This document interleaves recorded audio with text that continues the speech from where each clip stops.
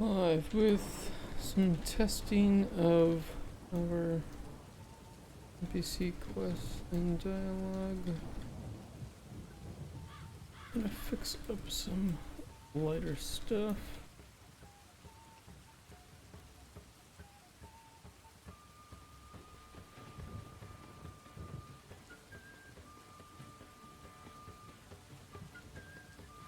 Build one time.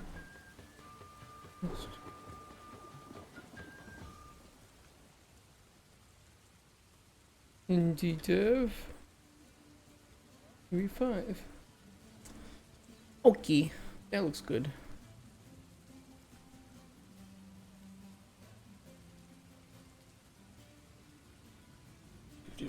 You guys gotta tell me if you can hear this fan in the background.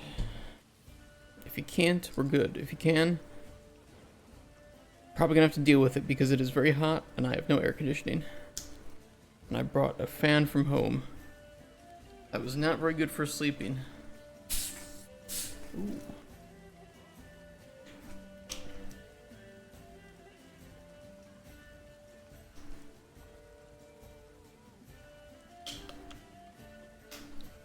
Off this plastic bullshit.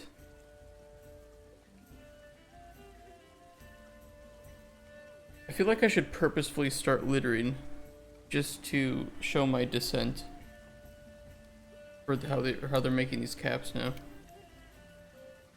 I'm not gonna do that, but I am tempted.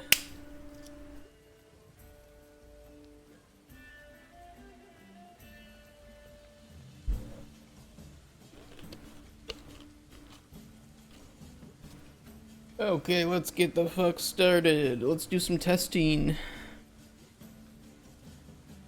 I've been trying to think of like what happens when we're done testing this. Do I want to fill out the rest of his lore? The problem with me filling out the rest of his lore is that I feel like I've already shot myself in the foot, where, you know, we have a lot of reactivity to the things that you can ask him, right, about himself. I can't achieve that same level of reactivity unless I literally rewrote all of his dialogue. So I think I've learned an important lesson here, is that just write the character's lore first, and then write the dialogue. You know, that seems to be the better order, and doing it out of order does not seem to have given me much wiggle room. But it is what it is.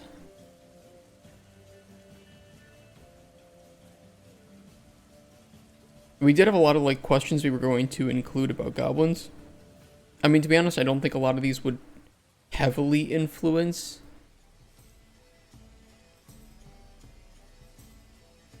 like his story necessarily, at least at this point. Especially because he doesn't have anything to do with the goblins anymore. He's left the sewers.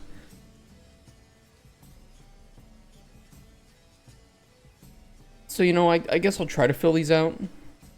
And we'll keep the lesson learned for next time. The next character we write should be better.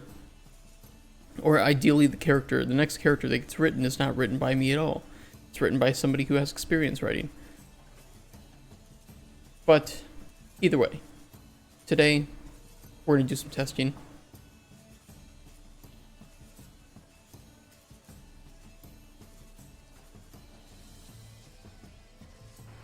After these shaders are compiled.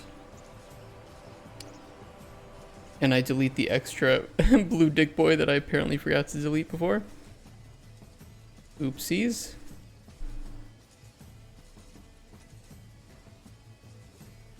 Good to know that's working. I suppose there is one thing we could do today too, which was something that Kotzberg requested yesterday. To change spawn locations.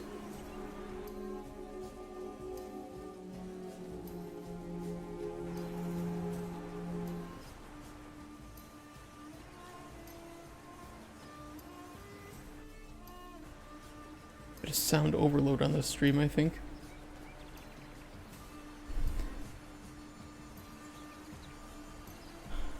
Okay, you know, I kind of know already all of his dialogue. What I'm going to do is just kind of problem is I'm a really bad person for testing this. I really should just kind of give it to some people. No, I'm actually a good person for... I'm a good person for testing this. I just don't want to test this. There's a reason I'm not in QA, and this is one of the reasons. You know, one thing I did want to do is make it so that you could answer dialogue options with the numpad. Later. Later. Not right now. Okay, what kind of poison do you need?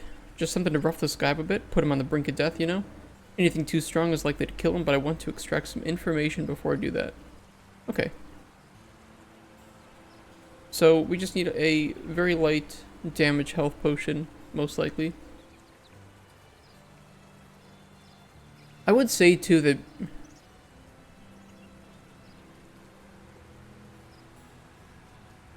You know, I have to remember that, like, players are going to play this, right? And if they don't know anything about the game...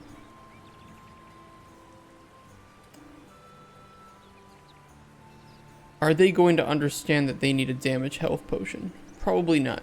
I think it would still be wise to start with the mage as part of the tutorial. Like, force Alaric to the top so that at the very least you're going to have that super kind of easy tutorialized mission first. And then I can have people compare Alaric, who is way more gamified, right? And less immersive, I would say. He specifically tells you what you're kind of looking for. Hey, Laserfangs. When I talk, can you hear the fan in the background? Or does it just kind of sound pretty much the same as before? Scare the fish. Have fun catching your cans. Any care for flavor? Nope, no care for flavor.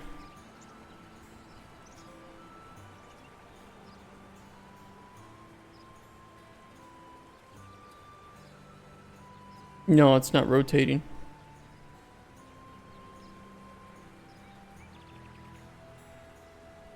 It's just sitting in the corner back here. Pretty far away.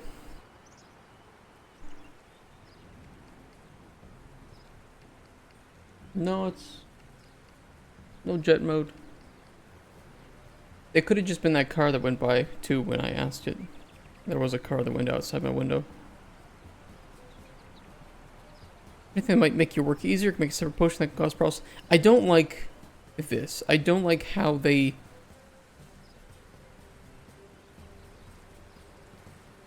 Or at least the way that this is being broached. There is a yeah, the buzzing undertone I think is going to be the more accurate thing. That is the reason that we had to replace the fan in our apartment. Because I use a fan to sleep. And imagine hearing that when you're sleeping. Not great. Use a bed instead, right? This Baldur's Gate that we have at home, it will be a bit different from Baldur's Gate. But yes, it looks like shit right now because it's a prototype. How you doing, Deus Ex Nexus?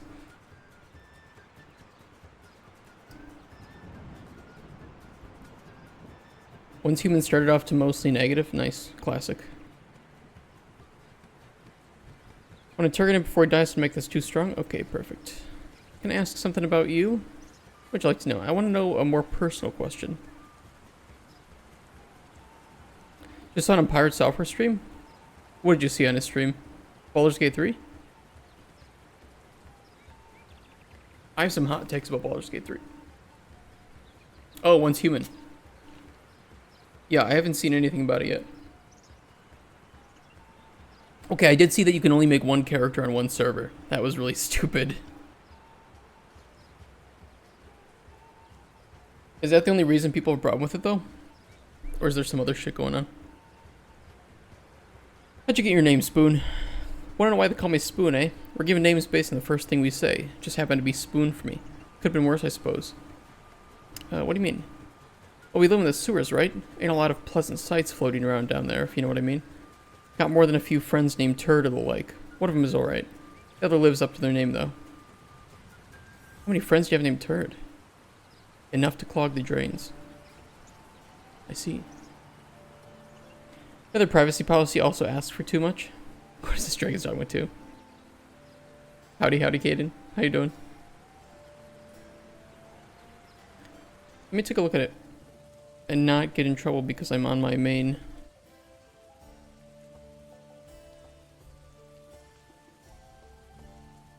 Is that mixed?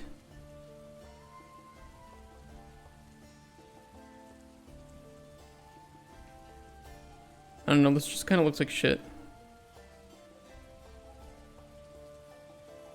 It's like, wow, oh, another survival MMO? Intrigued.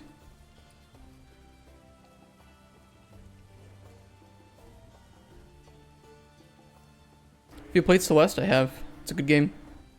Offensive humor? No, that's right in my closet full of skeletons. Yeah, I don't really have a filter. And I tend to have, well, for 2024, pretty controversial thoughts. Like, hey, wouldn't it be great if we just didn't treat people differently based on immutable characteristics? I know, shocking. God forbid. But white man bad. Sorry, I deign to be equal. I like Spoon though, it's cute. Not sure what that word means. That's some kind of human insult? No, Spoon, it's not an insult, it's a compliment. Well, thanks for that then. We goblins don't get too many of those, especially from humans. You're welcome. Where do you come from, Spoon? Little place called Golemstone. Well, not so little. I only really know those sewers, see? Ain't been around the surface that much. Humans don't bathe enough, so they end up stinking worse than the sewers. White men disappeared. Who would do shit in this world? I would assume that all non-white people would then end up having to do the shit in this world. The same as if all dark-skinned people disappeared, then all the white-skinned people would have to do shit in this world. So I was like, I have a crazy notion for 2024, okay? Just get ready to clip it and post it and cancel me. What if we all just work together, you know, and realize that some of us have strengths that other people are weak at, so, you know, just kind of like work together.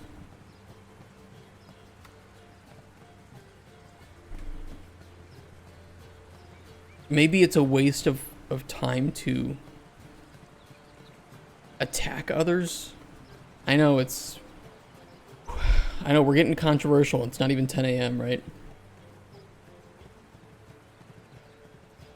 Golemstone? It's a big city. Can you tell me more, Spoon? Well, not really. I grew up in the sewers. Never saw much of the shit up top. Just down below.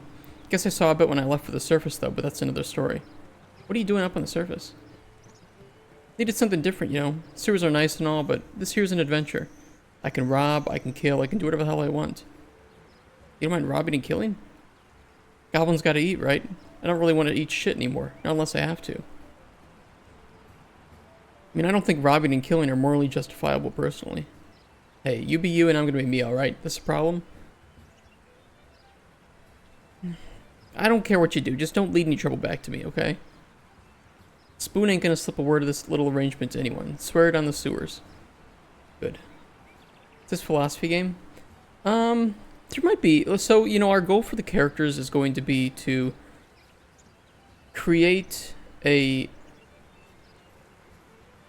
diverse cast of characters. And by diverse in this case, I just mean coming from different backgrounds, different beliefs, different philosophies. There might be some racist characters. There might be some other type of prejudicial characters. There might be characters that you agree with or don't agree with. You have the option to turn them down. You have the option to disagree with them. You know, we're not really going to be pushing an agenda as much as we're going to be providing you with interesting characters to bounce off of, include Al Bundy. He would be, I mean, maybe there will be like some mass murder, and it's like, if you want to help him, go ahead. If you don't want to help him, go ahead. If you want to tell him that you think people killing others is wrong, go for it. If you want to revel in the bloodlust, go for it. You know, play it the way you want, and we're going to try to make the game react to those decisions. Not going to push an agenda, just going to give you what you... Here's a cool character. Do you want to kill them? Do you want to sabotage them? Do you want to help them? Here's how it goes. Watch out, Alice coming. Did he have an obsession for fat ladies?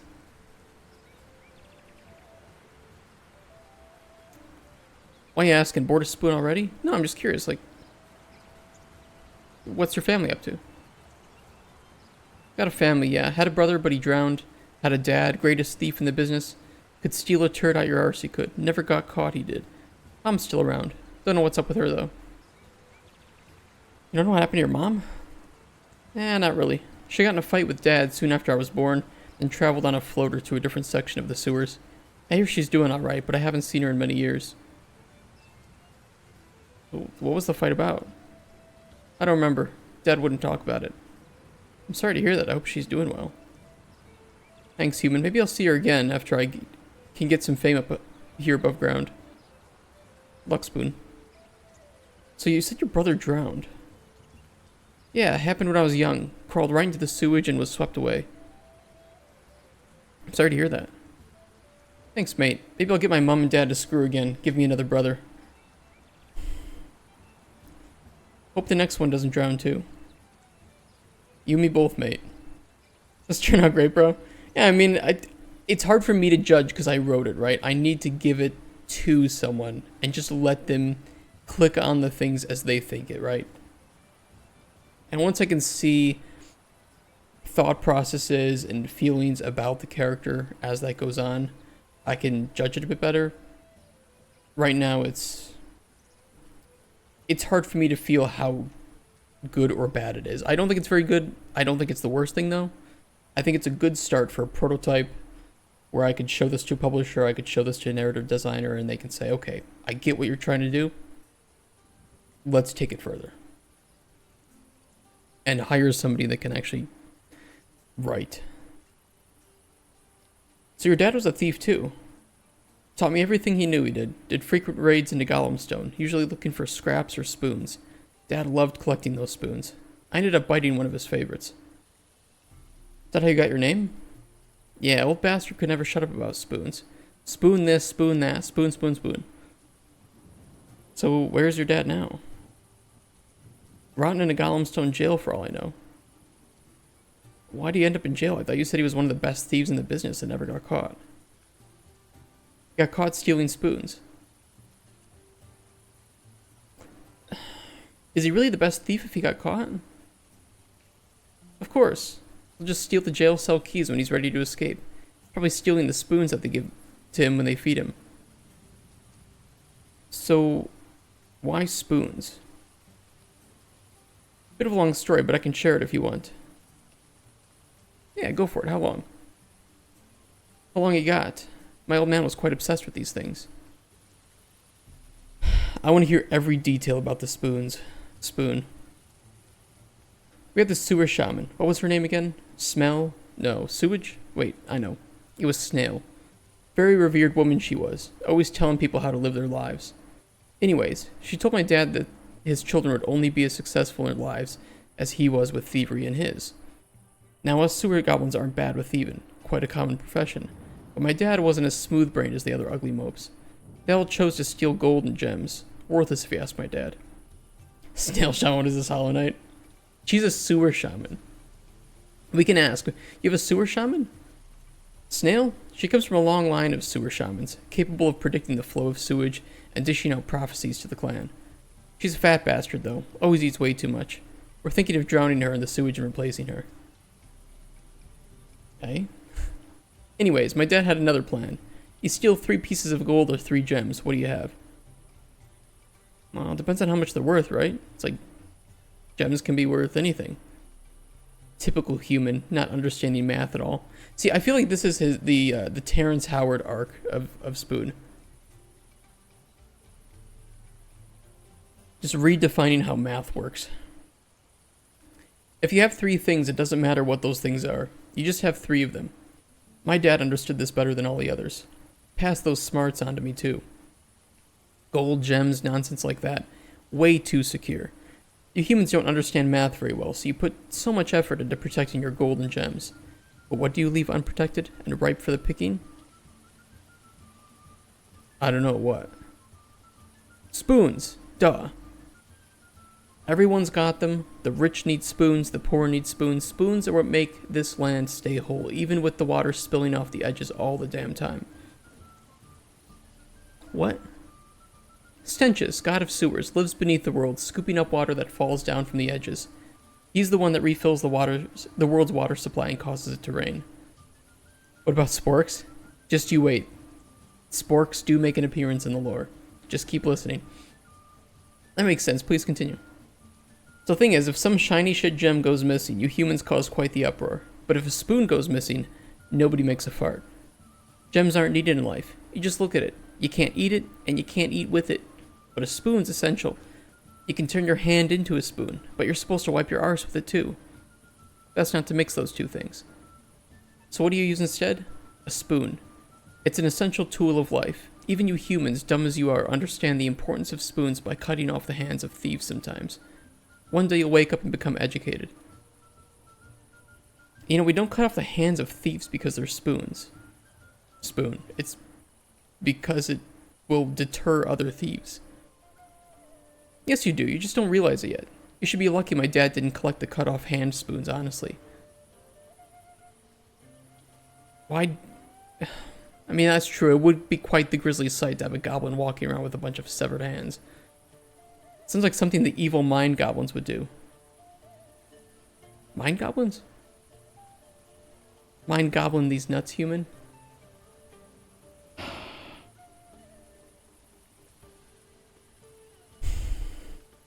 Leave. It was low-hanging fruit, I know. I had to do it, though.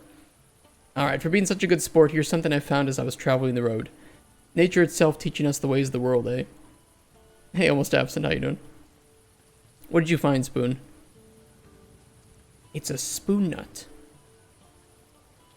It's like listening to ebook. It's like listening to the most fucked up ebook ever. Goddamn. It doesn't even look like a goblin because we haven't put in the right model yet. Crazy, right? I call them spoon nuts. I used it to eat some rat soup I made. It'll be sad to see it go, but I'm glad I could give it to someone like you. This spoon, you know you can buy potentially hundreds of spoons with one gem.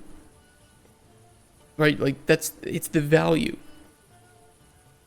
I know the math is hard to understand, but having more is better. Gems have no use. If a goblin has 100 gems, he has 100 things to look at, but that's all they do. If he has 100 spoons, he can scoop up 100 things. Yeah, but spoon, you don't understand. Spoons are cheap. I could buy as many spoons as I wanted, as long as I have the gold. Someone would just make more spoons for me. Spoons are useful. Gold doesn't do anything. Best I can do is swallow a piece of gold, but it doesn't do anything good for my stomach, and it just comes out the other end. Trust me, I've tried it. But a spoon can scoop up anything. It has a use. You can even have a spoonful of gold. That means that the gold is still useless, but the spoon has a use. I'm good. Finally managed to retarget my old animations to UE5. Nice. Good work on that. How are you? A little tired, but I'm happy we can just kind of test this out and see how it's going. I love that you're arguing with your own creation. I feel like the Spoon is just he's a flat earther. He doesn't understand math. He just wants to open a pawn shop where he sells spoons and then institutes some like season pass loot box bullshit into this world. I don't know, he marries a fake big fat ogre lady called Ladle, and then they have a baby called Teaspoon, okay? So Spoon can just go in wild directions based on your choices. Gods and humans, am I right? What more do you need in life? I mean, he's happy, right? He's happy. He gets a nice lady who laughs at all his jokes and listens to all his ramblings. He gets to have a baby. He opens his shop. I mean, if you do the right things, of course, if you help him.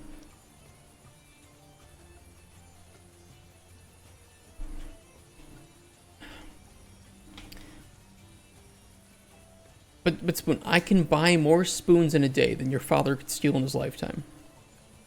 Human, you didn't even understand that your hands are spoons. And you think you can buy tons of spoons? How many spoons do you have right now? Probably one, and after I get done with you, you'll have 0, because I'll steal it. Alright. Look, Spoon, I'm sorry, I didn't mean to antagonize you, I just didn't understand the math, okay? Whatever. I've heard worse down in the sewers. So what exactly was it about spoons that fascinated your dad so much? He could have collected anything. Give him a fine...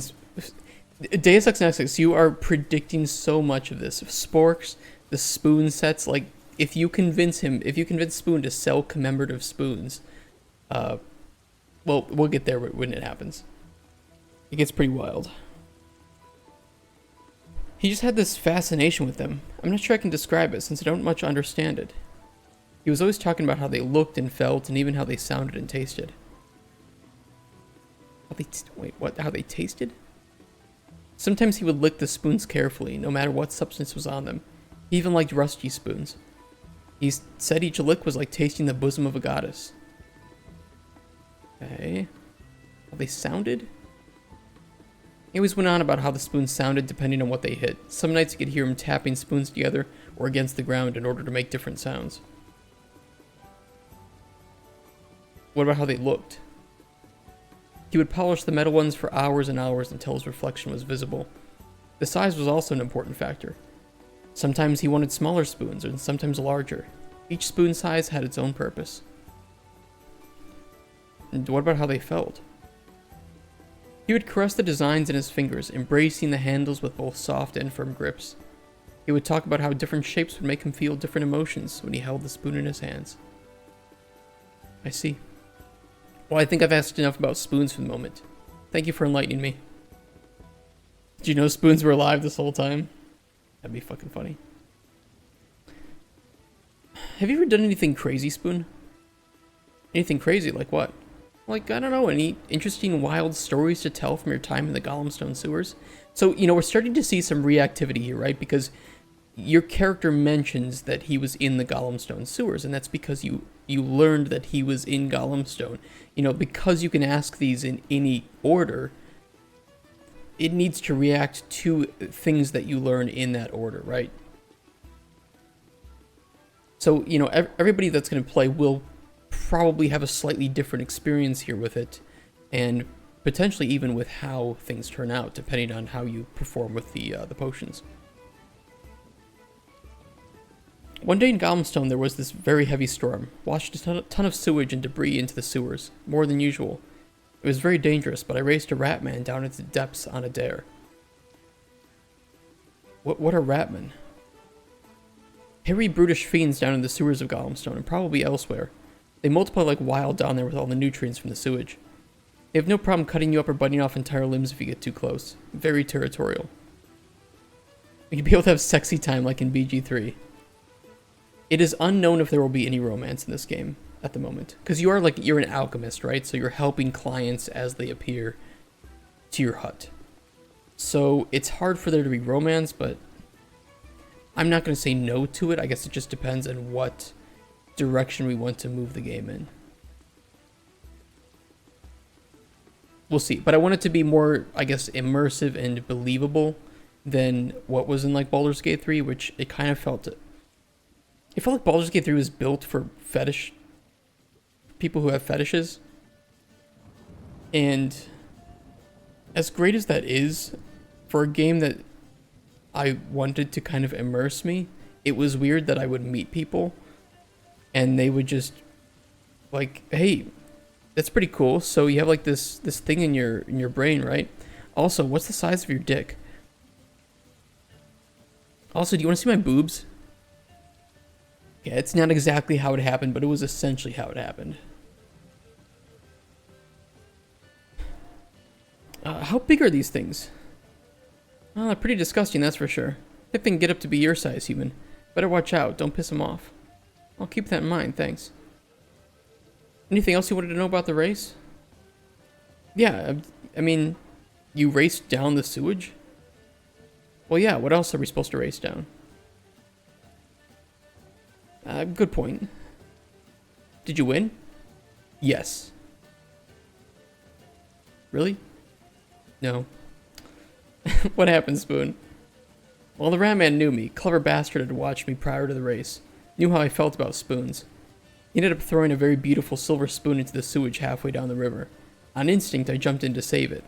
By the time I climbed back in, that smelly fucking rat had won. Venturing and killing shit can get you ramped up, you know. That's true. That's true. The blood pumping through your veins. Hey, Lazarla, how you doing? Are you planning to have voice actors for the finished game? Yes. Yes, I do think that that will be not only one of the most crucial things, one of the most expensive things. But I also feel like it's going to be the most immersive part of it, is to actually just be able to hear these characters talk and act out their emotions, especially because, you know, Spoon is a very, like, lighthearted character, right? But we want to go down the opposite path, too, and have characters that really make you think and question what you believe in and if you should support, you know, certain things. So we want to capture that range, and I think the best way to capture that is with voice acting. Everyone in the Middle Ages after a large-scale orgy at my place. You're probably not wrong. So again, we have some more reactivity because we already knew about Spoon's love for spoons and his dad and all this stuff, right? We went down that lore, so we can just say, so he knew about you and your dad, it seems, right? And if you don't, you'll be able to ask your, like, how you feel about spoons? Like, what? And then that will take you through that dialogue branch.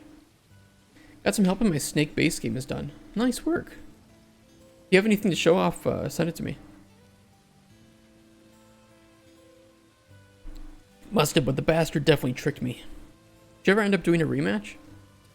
Nah, I'm worried to pull another trick with spoons and beat me again. I don't think I could stomach the shame of defeat. You Spoon, you know, give yourself some time. Give it another try. You can beat him. You know what? You're right, human. I'm gonna beat that rat bastard and shove sewage down his throat. You got this. I believe in you. Well, thank you for sharing. That sounds like a lot of fun. Do you have any secrets you can share, Spoon? Secrets? What do I look like to you? A gossip goblin? You have a term for goblins that gossip? Of course, just because we're goblins doesn't mean we're not nosy. It doesn't mean we don't hate nosy assholes. Do you have any special punishment for goblins that spread rumors? Yeah, we tie up their hands and legs and forcefully wash them for a week. That's a bad thing? Well, I mean, for most sewer goblins it is. We like smelling like home. Not me, though. I hate the smell. Part of the reason I left the sewers. Okay, but wouldn't the hands of people washing the gossiper also get clean? Like, how do you avoid that, or is it just accepted? We have this big long stick that we attach soap to, known as the Judge. She takes care of these smelly assholes quite quickly. So you mentioned you don't like the sewer smell. Wouldn't that mean that you could spread rumors rather safely? Because, I mean, they would just wash you, but you would like that. What do you take me for, human? I'm no gossiping goblin. Though I may have purposefully spread some rumors and blamed it on the smellier individuals in our clan just to see them get washed. I mean, I'd have done the same. I can't stand the smell of sewage either. Knew you'd understand. I mean, IRL people see tits and get laid quite easily, so I don't see it being a big stretch and beat you through when you run around constantly in danger, getting blood pumping, and, you know, hanging around with people who get laid once a year. I mean, that's fair. I don't know if you played, like, when it first released, because I recently, or not recently, but I played a character after they fixed some of it, and on release, it was literally, you would meet these people, you would go to camp, and, like, in the first 2 camps, they would want to bang you. And it just felt a little, it felt way too fast, number one. So, like, by the time you were done with Act 1, you had essentially seen most of these characters' romance arcs. Act 2 has essentially nothing in terms of romance then, and then Act 3 was a mixed bag of, does this character actually have a good ending, or does it feel like their ending was cut from the game? Karlak. Oh, come on, Spoon, you must have some secrets. Well, this one time I saw my friend Shu hide half a rake behind some rocks. Don't know what he's planning to do with it, but it's still there, hidden away. a rake for gardening? Yeah, I've been scratching my hairs for many years trying to figure out what he wanted to do with it. Did you ever try to ask him? No, why would I? Spoon, if you asked Shu about rake, then you could, like, learn what he hid it for. It's supposed to make sense. Next time I visit Shu, I'll ask him what this damn rake is for. Godspeed, Spoon. I'm gonna get laid, Rapture. This is moving so fast. Can we slow it down? I don't know. I guess for some people it was great. I kind of prefer the like old school RPG route where, you know, characters would have their own sexual preferences, right? They felt like they were actual characters. They could turn you down. You know, one of the coolest things about, like, maybe not coolest, but it was a kind of funny bait in like Mass Effect 2 was Samara, right? And there's no doubt that people were looking at her breasts. But she doesn't want to have sex with you. She has no interest in it. She's like, no, I'm too old. No, fuck off. But I kind of like that. It just feels realistic. Hope there's a character with unavoidable sex options where he forces himself upon you and there's no dialogue to avoid it. Has rape ever really been, like, looked into in terms of RPG games? And I mean specifically regarding the main character. I feel like it's one of those things that just nobody wants to touch. 36 minutes in and already canceled, right? What did I get into here? Hey, Chris with Bliss, how you doing? Well, we got talking about romance, and then sex, and then Baldur's Gate 3, and then, you know, we brought up unavoidable sex options. I don't think players would enjoy... No, I don't think players would enjoy it. And I think that it's definitely a risky choice. Like, I'm just going to approach this from, like, a... What would happen if a game included this? And I don't mean it needs to be explicit, right? It can be implied that the character did it, or that, like, the player did it to a character, or a character did it to the player. I think if it's not explicit and it's done to honestly just, like, open up the conversation about it, or to show how a character gets traumatized or something. I mean, maybe it's too heavy a topic, but a game is art. So, I don't know. It's an option in Fear. Hunger, for God's sake, anal bleed is a status effect in that game. Certainly get a lot of attention. I think it depends on how it's being... No, you're right. Like, yes, games are art. They can do anything. All art is subject to criticism. I'm not saying that it's not criticizable, but that... I would feel differently if it was a choice that the player could do to a character than if it was a character that did it to the player. Right? Because then it's you've given the player the choice to do it. Right? It's like playing Ramsay Bolton in Game of Thrones, right? You don't have to like him. And you know what? You don't have a stake in it because you are watching him do it. You have no input button, right? We've talked about this before. It's the... what's the word? The narrative dissonance between games. Like, if a game is asking you to kick a dog, most players are not going to do it. Of course. But if you watch your character kick a dog in an unavoidable, in an uncontrollable cutscene, it's a little bit more acceptable because you weren't being told, hey, press this button or you can't move forward.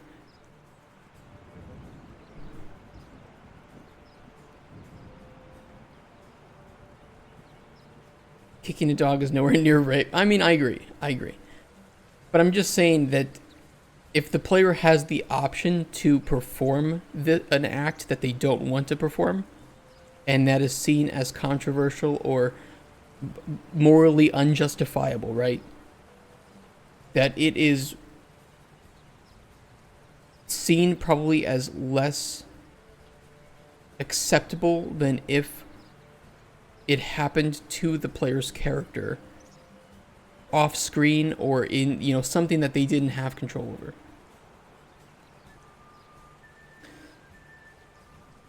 I love what we're talking about this already.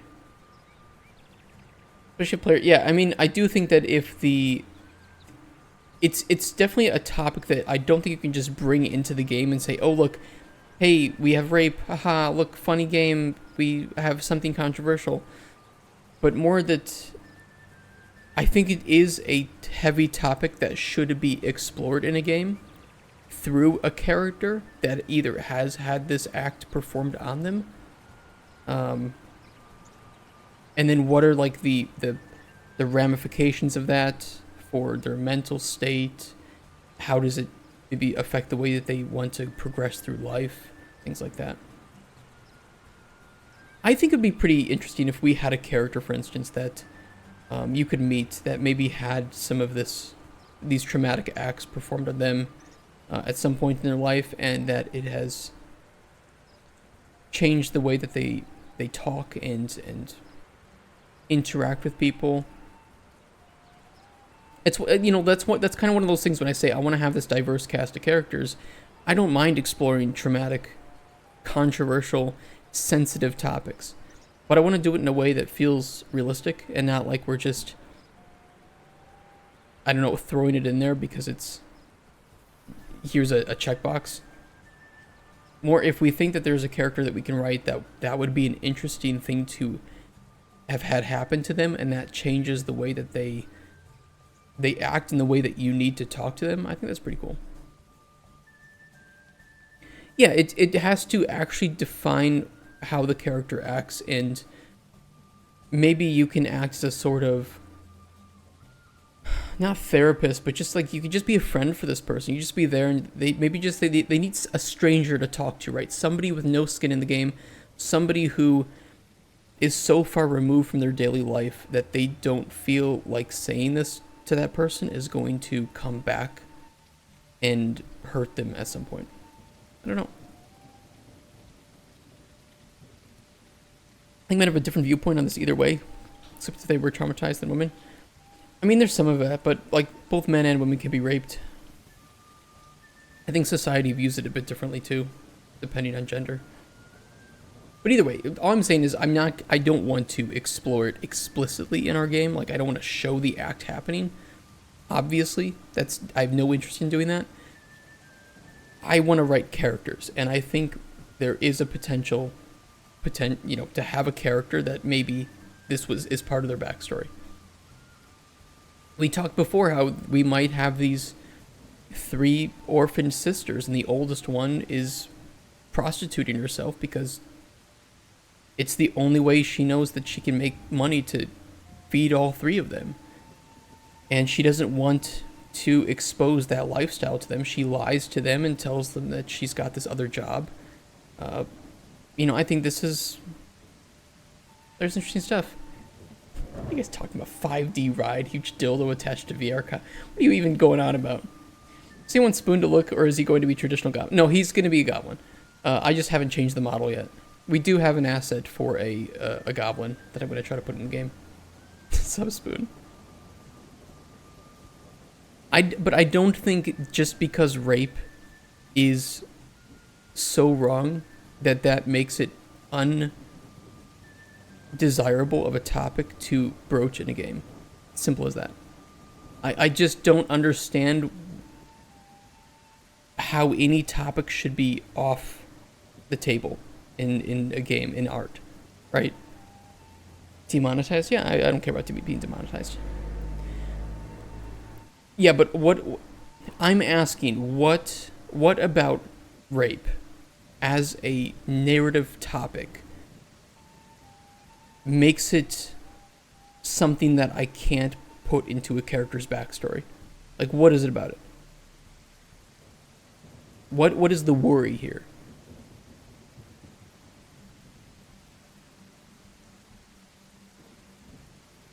Like, what's going to happen to me if that happens? What, Kotaku's going to write a bad article? If Kotaku writes a bad article about me, I will frame it on the wall, because I will be very happy. The lower... See, Kotaku, like, ratings are in opposite worlds. So the worse article you get written about you, the better your game is. It's the environment around it. It needs to be handled. Yeah, but of course it's going to be handled with sensitivity. What do you think? I'm just going to have like a character come up and say, hey, I need a potion. Also, I was raped as a child. Like, I'm not gonna do that, obviously. There are plenty of examples. Yeah, I think Game of Thrones is a good example. I just don't know. You want to have any publisher ever work with you? No, that's not true at all. That's 100% not true. Having difficult topics like that absolutely will not get you blacklisted from publishers.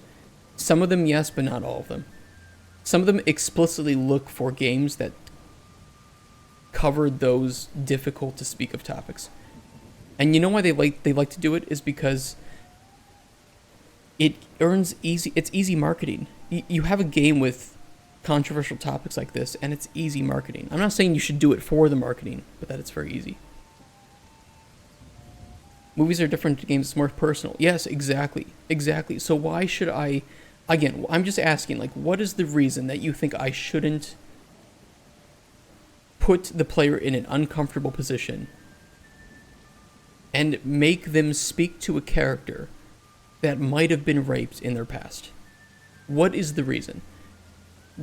Just think of it this way. If I have you talking to a character that had these unspeakable acts performed on them, and we allow you to ask difficult questions, try to be mindful of their own feelings, could that not possibly be a positive experience for the player? I don't care what the game's rating would be, but it probably would not be adult only. It would probably just be rated mature, because we have mature topics. 50 plus. Added some stuff to the game, if you can call it that. Do you want me to DM you the zip file? Yeah, go for it. Go for it, Lazarla. In Dororo, there was a character that did prostitution to survive, as he wanted to do that to the triplets. Yeah, I think I really like that as a aspect. No, I don't care about the rating, because I can make Cauldron Chronicles successful, rated E, rated teen, rated mature. I can do it in all three. It's just going to change the market for the game.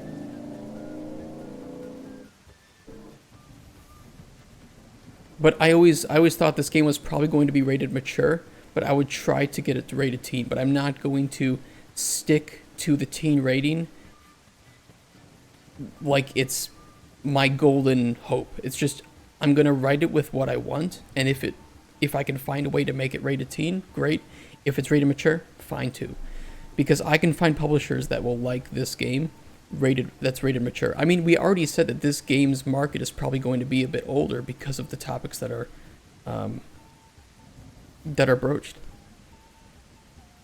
I have no problem with it, but I can't think of a plot that rape would be an interesting aspect. I can think of it. There's a lot of psychology that focuses on how acts like that and sexual trauma changes a person. I mean, we had a pretty popular anime recently, Mushoku Tensei, and that the main character was, without too spoiling, but he was sexually traumatized, and that did change the way that he acted and spoke to women for quite some time. I don't know how that would come up in a casual conversation. Well, okay, here, I will quickly tell you a character. Character comes in asking for a poison. Won't tell you what it's for. You dive a bit deeper. Maybe the character goes away. Doesn't come back. Okay, you dive deep. The character gets scared. Just runs away. Character comes back in the future. Asks for the poison again. Says they're sorry for running, but they don't feel comfortable talking about the topic. Maybe you can convince them that it's okay, that you're not going to tell anybody, and they mention that they want to kill the person that traumatized them, that did these acts to them. And you have the choice, like, do you help the character who wants to kill the person that raped them? Do you still see it as murder and that's unjustifiable for your beliefs? Do you turn them away? Like, what do you do? And I think that people would have different beliefs in how to handle that. Some people will see it as murder is murder, no matter what. That person should face justice, and murder is not justice. It's vigilantism, right? It's revenge. And maybe some people will say, well, the revenge is justified for what happened. Give her a love potion and tell her it's poison. That's bad. That's funny. Honestly, would like a storyline with a woman who gets sexualized, possibly even by the player, where you break through the shallow first impression, learn about her as a person, and the trauma that the sexualization once caused. Yeah, I just don't think... I don't think the mere idea of including the topic of rape in your game instantly is something you can't do. It is art. You have the right to do it. It's how you do it that matters. I'm not planning on just throwing heavy topics like that in here and saying, yeah, it's just here. Like I said, character's not going to come up to you and say, hey, I need a potion. Also, I was raped. Duh. This isn't Mass Effect Andromeda, okay? I'm not just going to throw that in there and say this is the whole character's defining experience, but that you are meeting people as an alchemist in a time in their lives, a very short slice of their life, where they need a potion or a poison to solve a problem. Okay, so they have a problem that needs solving. They come to a specialist. You are the specialist. And sometimes they're not going to want... It's not going to be sunshine and rainbows where they want a potion to heal all of the crippled bunny rabbits in the world who fell down a hole and broke their leg. And now there's a world full of happy bunny rabbits, and the game ends, you get to go jack off with a smile on your face while watching some hentai. You know, this isn't what it is. So it's like a regular topic every stream. Yeah, pretty much. Juxtaposition would be kind of weird. You have this deeply traumatized character and then Spoon comes along. Yeah, but that's why I talk about how I would like to have an extra spawning layer to my spawn system that we can specify back-to-back themes and emotions. So, of course, Spoon is a very lighthearted character, and we can determine, hey, do we want to spawn a lighthearted character immediately after this really, really deep thing, right? And you have to remember, too, characters don't just spawn back-to-back. This isn't a shopkeeping game. You're not going to be talking to characters 5 minutes after another. You might have a whole hour of gameplay, of exploration in the open world, before another visitor comes to your hut. You have that time to think about it, to decompress, to unpack what you just talked about. And we can force that into the spawn system. Like, okay, after this encounter is done, minimum amount of time before next encounter gets spawned is this. So if we have a difficult subject, we can give the player time to unpack this and to think about it.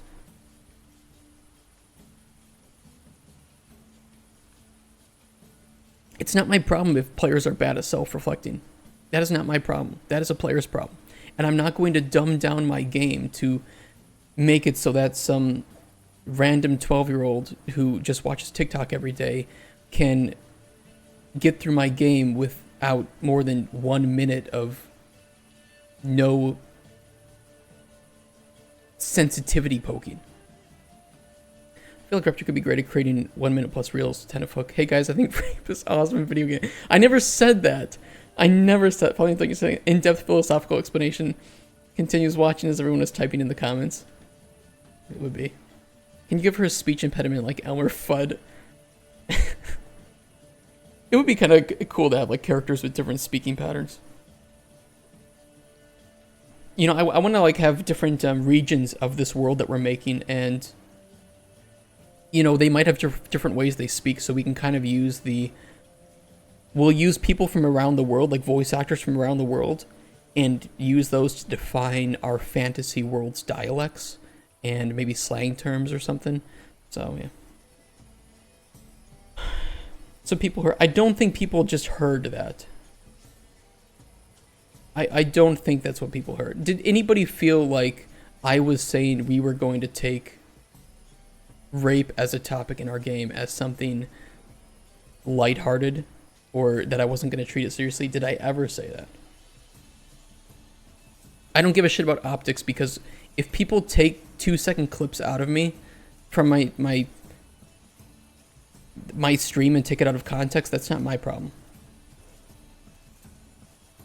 The topic was not rape is awesome in games. It definitely was not. I said that it was, you're twisting words to make your point. No, I'm not. That's definitely not. If you guys heard that, you guys are some really fucking dumb people. Sorry to say it, but if that's what you heard, that's absolutely not what was intended. And I don't care how you feel about that.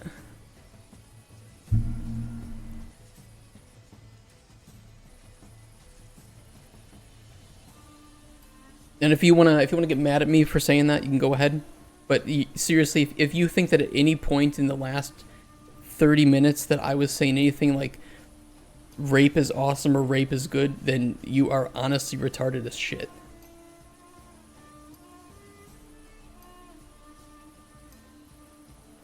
Raptor's inability to empathize. Lazy Fangs, are you fucking retarded? I can't empathize with people now.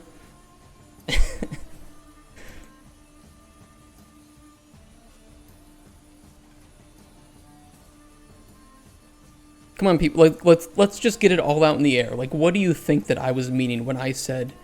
And this topic was that I don't think rape is a topic that can't be broached in games. I'm pretty sure that's exactly what I said. And this will be up on YouTube, so if you want to go back and check the reels on that one, you can. But if at any point you were taking me out of context without asking for more clarification of what I mean, that's on you, that's not on me.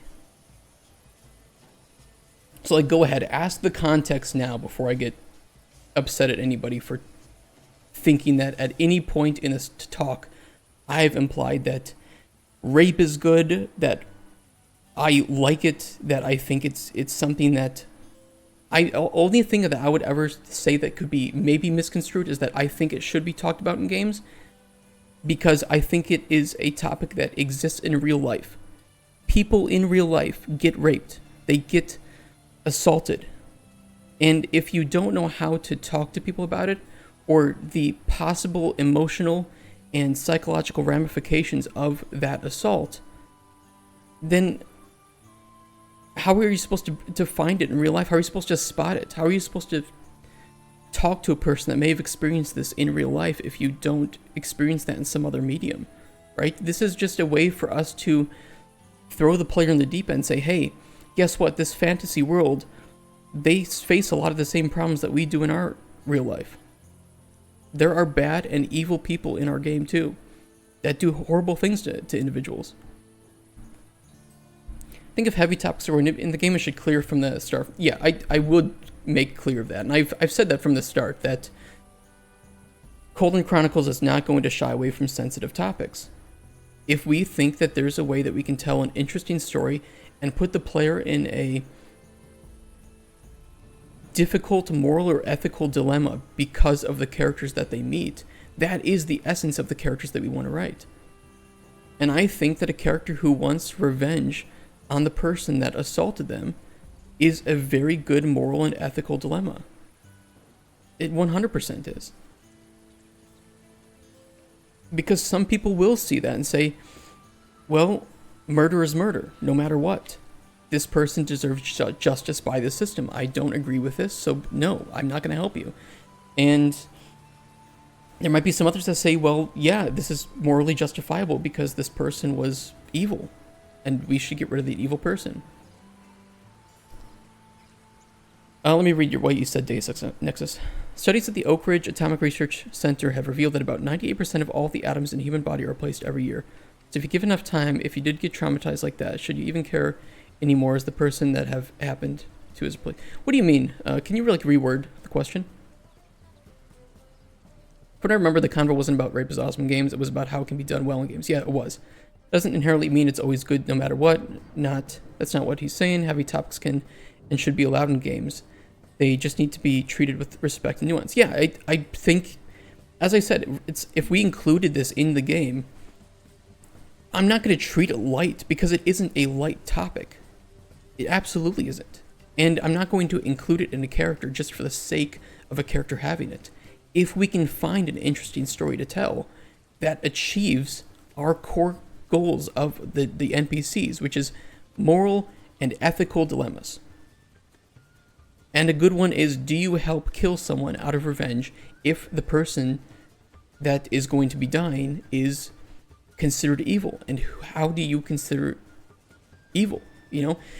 And there might be some cases where, you know, there's things like Stockholm Syndrome, there unfortunately, there's a lot of abuse victims that still very much care about their abuser.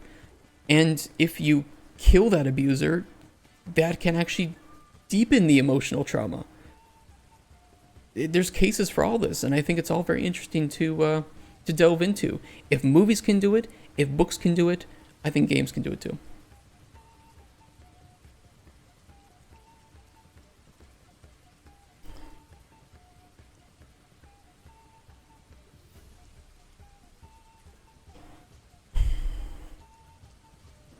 What are we even talking to Spoon about at this point? Atoms are being replaced, your cells are being replaced, your memories are very easily fallible. So my point is, what point do you think that it even matters? Like the person it happened to doesn't exist anymore. Has been replaced. Okay, so I see. So, correct me if I'm wrong. I'm gonna like try to reword to understand what you're saying. Is that, you know, the moment the trauma happens, that person that existed has been replaced by a new person, right? It'll be the narrative director's problem. Yes, it will be the narrative director's problem, but I'm going to hire a narrative director who will agree with my goal in this. I mean, I think that the whole topic of the person that, because change, and I agree that I think that that trauma is probably the biggest push for change in humans mentally, right? That it is trauma that defines how we evolve our lives. Whether that be something traumatic that's good or something that's traumatic that's bad. And I think that it's interesting to talk, like, you know, I think that somebody who faces abuse may be hung up on that abuse, right?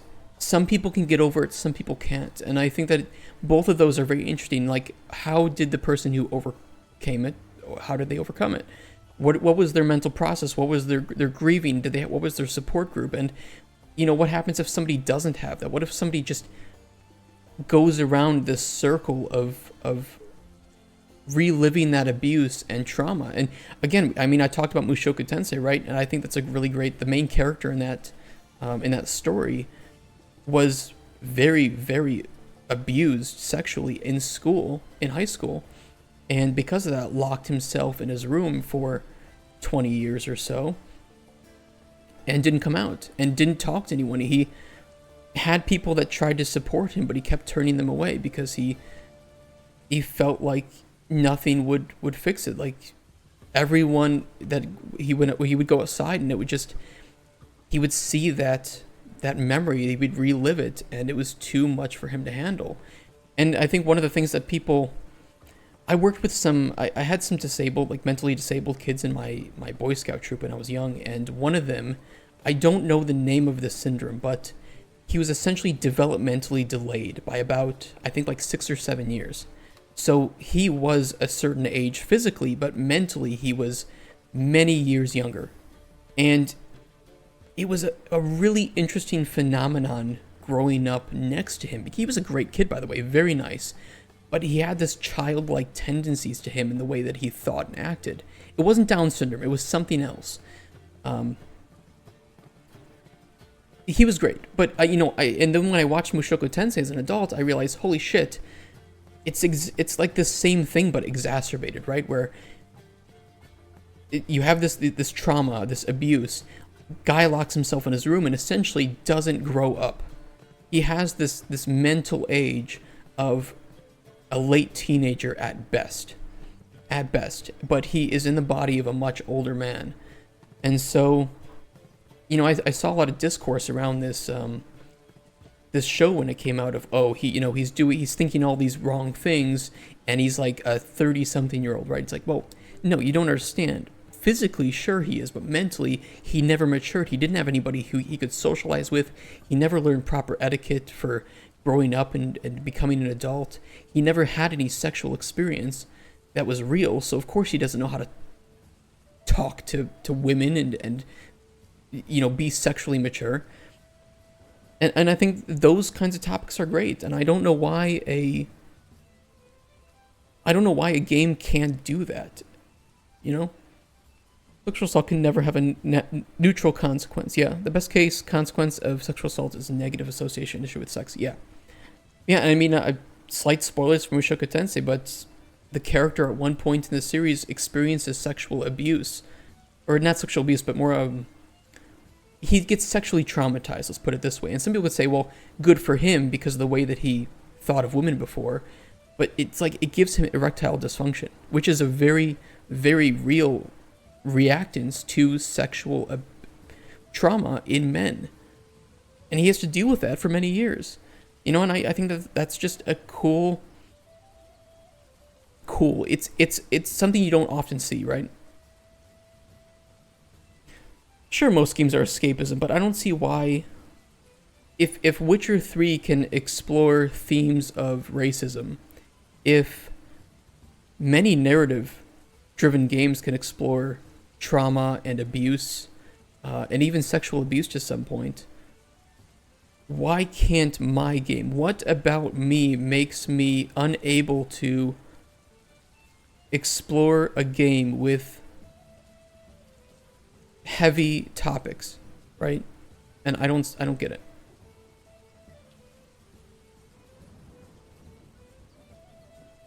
I think this logic ignoring the fact that this happens over time while cells disappear. It's not like the information is deleted in a computer. That were real.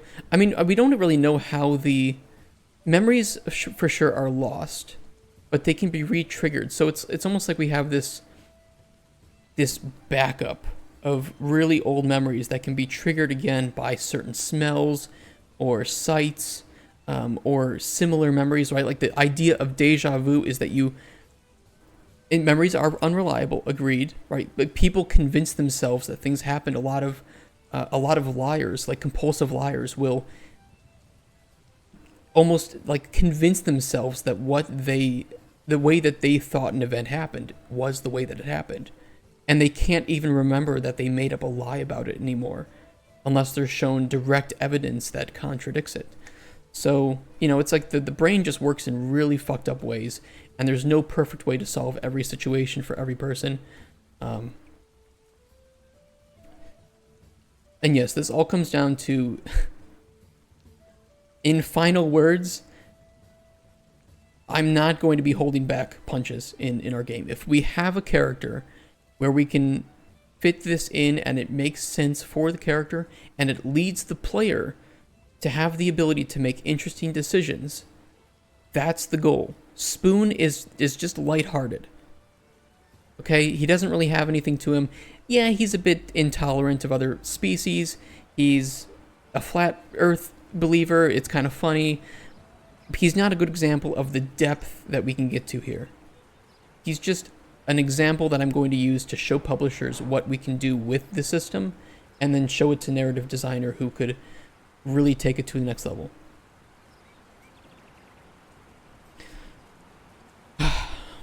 So cute with your curiosity explorer, so many topics, thank you. I get really tired, I don't know, like the discourse in games of, oh, this is, you can't talk about this. Like, I think there was like, wasn't it like 6 days in Fallujah or something, or there was some like Fallujah game, right? That talked about some of the shit that went on.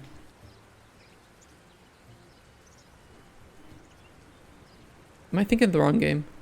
I don't know. There were tons of shit. There was tons of shit written about it and how it was inappropriate to have a game that was like this, and there was no context even to what the gameplay was. It was just, oh, it's a shooter, so therefore it must be glorifying the acts in the game. And it's like, bitch, have you ever played Spec Ops: The Line? You think that that's a shooter game that glorifies the killing? Really? Pitch funny goblin. Yeah, I mean, look, Spoon is not the best example of the character depth that we can write here.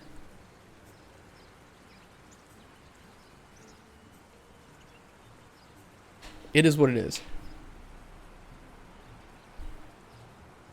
Okay, Spoon, do you have any friends? Can we talk about something nice? Do you have any good friends that we can talk about? Of course I have friends. Everyone from my clan back in the sewers are friends. Well, maybe except for Pebble and Floater. Who is Pebble and why aren't you friends with him? Pebble's a dumb arse who can't tell up from down. All he does is eat pebbles, making this horrible grinding sound. Anyone would hate someone like that. You could kill him, you know. Now there's an idea, human. Next time I visit the sewers, Pebble's getting a few too many pebbles shoved down his throat. You know, I was joking, you know. Boone. You might have been, but I wasn't. Thanks for the recommendation. Shit. Don't you use juxtaposition in my chat. Sorry if I got a bit defensive too on that, but I take my narrative stuff very seriously.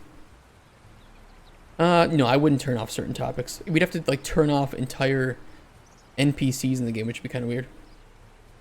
You were deep in the comment. You mentioned wanting to play my work in progress game. I can send you the zip file over Discord. Yeah, send it to me. Go for it. I would say, I don't remember who mentioned it, but I think it was you, 2XP Games, that if we had this stuff in the game, we would be very upfront, like, hey, this game broaches, it wouldn't be like a trigger warning, but more of like a, hey, just know what you're getting into, right? Okay?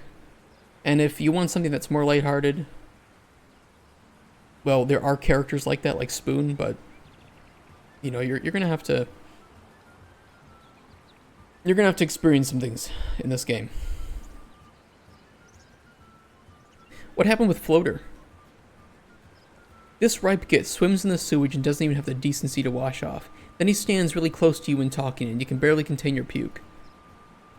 You know, what if you tied him up and forcibly gave him a bath? We only do that to goblins that spread rumors, but Floater isn't even smart enough to figure out what he wants to do in the next 10 minutes. There's no way he'd be able to think of any rumor. We already know that goblins... how goblins spread rumors. I think this is a bug.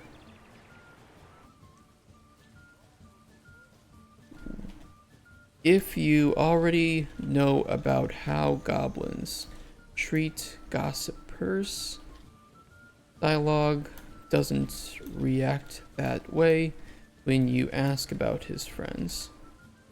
We'll fix that. The current design, I wasn't really thinking it would be so in-depth because it has such a cozy vibe. That's fair. That's fair. You design the Steam page accordingly, I think, to market it in the right direction. Yeah, I agree. I agree. I think once the game is rated M2, people will see... I don't know, I think we can show it off in a trailer pretty well. Not like... Look, you can do all these cool things. Also, some characters got raped. By the way, you can interact with nice, cute characters over here. It's like, that's a bit too out of nowhere. But I think we can find a way to, especially with voice acting, right? We can play some clips of characters talking about these difficult topics. And we can say, you know, I don't know. I'm sure there's a way we can do it. We just need to be careful to say that, hey, this game looks one way, but sometimes you need to remember that this is still a world with its own problems. Slaver looking for something to punish a slave. I like that. I like that. I don't know if many people would support the slaver.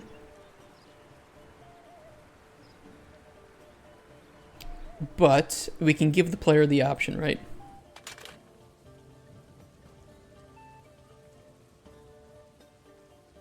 Okay, I will download this and we are going to check it out. Do you mind if I check it out a little bit later, Lazarla?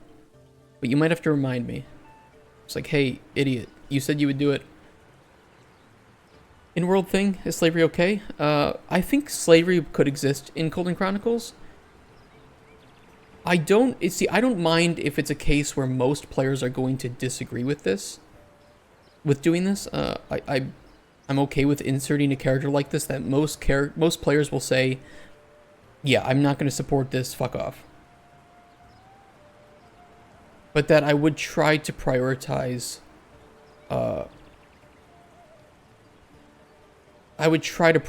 characters that do have that more, I guess, middle of the road split between moral and ethical dilemmas, right?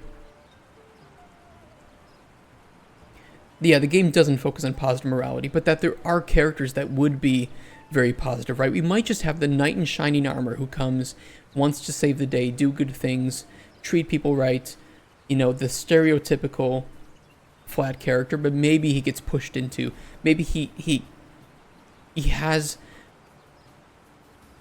that pull towards the dark side, right? Like Luke with the dark side. And you can either support that or remind him, like, hey, these weren't the vows you took when you became this knight or this crusader. You need to remember that. And I think that it's where that option exists to split a character, split their path. That's really the interesting point in Cauldron Chronicles, is that you are not the main character, but that you still have great influence over people through the things you say and the things you do. Mind you, in like an hour and a half, that'd be perfect. Because I think we'll find enough bugs with Spoon to fix by that point, and then I can just take a quick break. What about sexual slavery harm? If we have an interesting character, I don't see any topic that's off limits. So there'd be different regions, cultures, so it'd be great if different cultures have different opinions on certain topics, and therefore also finding other cultures barbaric or weird. 100% agree, Chris. 100% agree. I mean, wars exist in our world. They exist in real world, they exist in other fantasy worlds. And a lot of wars exist because of cultural differences and religious differences. I mean, they weren't always the most justifiable wars. I'm sure most wars aren't justifiable. And yeah, it's just like some cultures just might be completely opposed in the things that they believe and the ways that they act. Should make an Ottoman-style character who needs a potion of aphrodisiac so he can keep up with this harem of hundreds of women. So, and I would say that no matter what character we have in the game, you can turn down helping every single one. All of them. You can say, no, I don't want to help you. Goodbye. Because you are the shop owner. You don't have to provide your services. You don't have to give a reason. If you want to do it for your own beliefs, you can. If you want to do it just because whatever, you can. Most goblins would hate it, but I never liked the smell of sewage. Maybe I'm not cut out to be a sewer goblin. No, I'm just a wanderer, I suppose. Hey, you've got a life full of adventure ahead of you. That's true. Places to see and things to do. Thanks for helping me keep my head up. You're very welcome. Very welcome, Spoon. Is there anything you're afraid of? Yeah, forks. Like the eating utensil? Yeah, they scare the shit out of me. So, like, what happens when you need to eat something and have it get picked up? I use a spoon. Okay, well, like, what about cutting food? I use a spoon. So you use a spoon for everything. I mentioned that stuff about my dad's fascination with spoons to you. Rubbed off on me as a child. Oh yeah, I heard the story. So why do forks scare you? Brother stabbed me in the stomach with a fork when we were young. Wound got infected, of course, as that fork was pulled right out of the main river. Main river? The sewage river. What else is going to run through the sewers? So why did your brother stab you? There was this particularly good-looking piece of half-eaten sausage floating by us. We both wanted it, and I got to it first. So he stabbed you for grabbing a piece of sausage? Yeah, fuck him. So how do you feel about sporks? You mean those sick abominations of a utensil? Those unholy children between beloved spoons and fucking forks? What kind of idiotic individual designs such a stupid tool? I want to find that person and torture them slowly. Make them rue the day that they thought a fucking spork would solve the world's problems when spoons already existed to do everything. Do you seriously want to kill the person that made sporks? Yeah, I'm not joking. I'll pull out all of his teeth, make him swallow them, and watch as he shits them out, then make him eat them again. It's a bit of a harsh response, but you do you, Spoon. As long as you don't actively oppose me about sporks, we'll be fine with this business arrangement. Fuck sporks. What if her child is dying and you're the only one who knows how to make the potion to save her child and she's offering you 1 trillion gold coins? Who? There's a disconnect between the goofy shit like Spoon only uses spoons in their background story. What do you mean, Kent? With this convo going, I forgot I was doing music stuff. We definitely don't shy away from topics. That's for sure. So you can deny anyone a potion. Oh yeah, I mean, if you want to turn down some woman whose child is dying and You're the only one who can solve it? Yeah, you can. I don't see why not. You can be evil. I mean, how do you know that that's what she wants the potion for?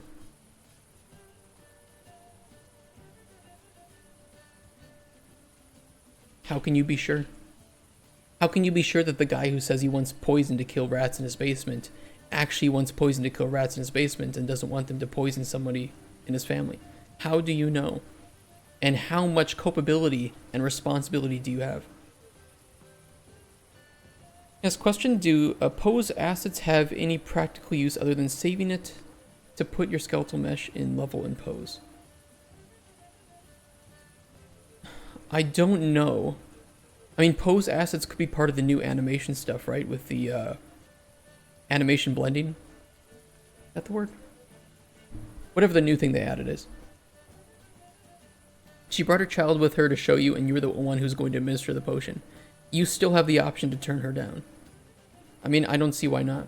This is not a game about you being the best alchemist, the most morally good alchemist, or vice versa. This is about you playing the alchemist that you want to play. It would be fucked up from my point of view, but maybe not somebody else's, and that's the choice in it, right?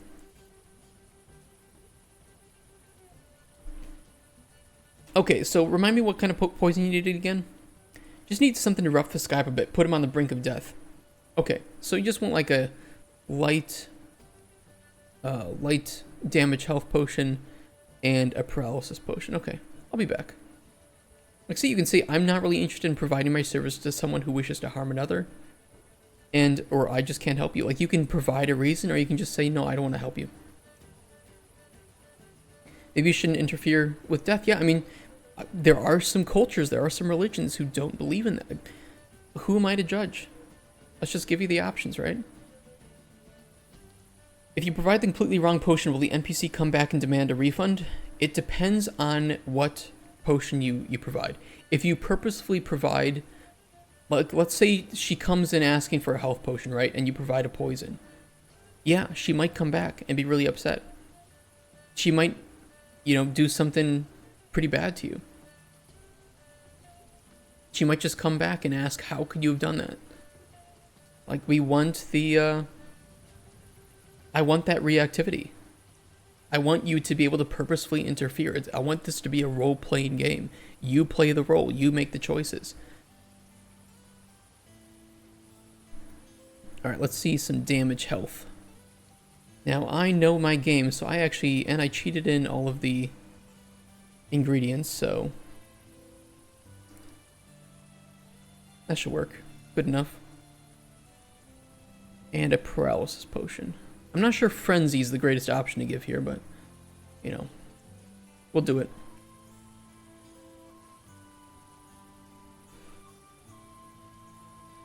Of course, normally you would have to go out into the world and actually collect ingredients, right?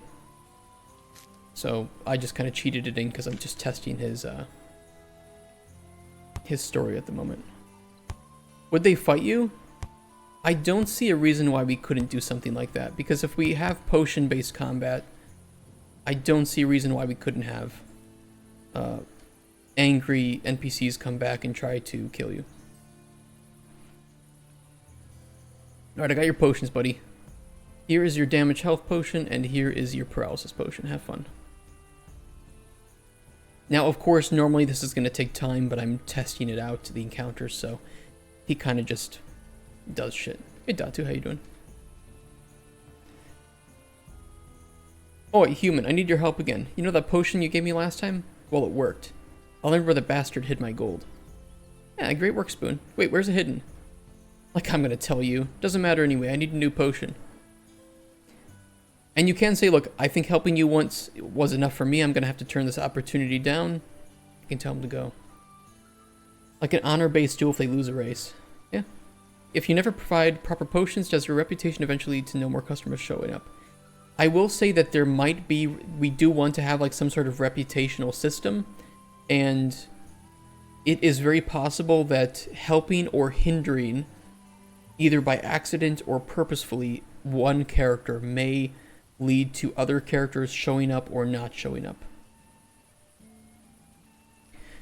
There very well could be an instance of you kill a character who says they're unkillable, and they end up becoming like a skeleton, and then that spawns a necromancer to show up who you say, well, I know the skeleton you could take under your control, and now they adventure together, right?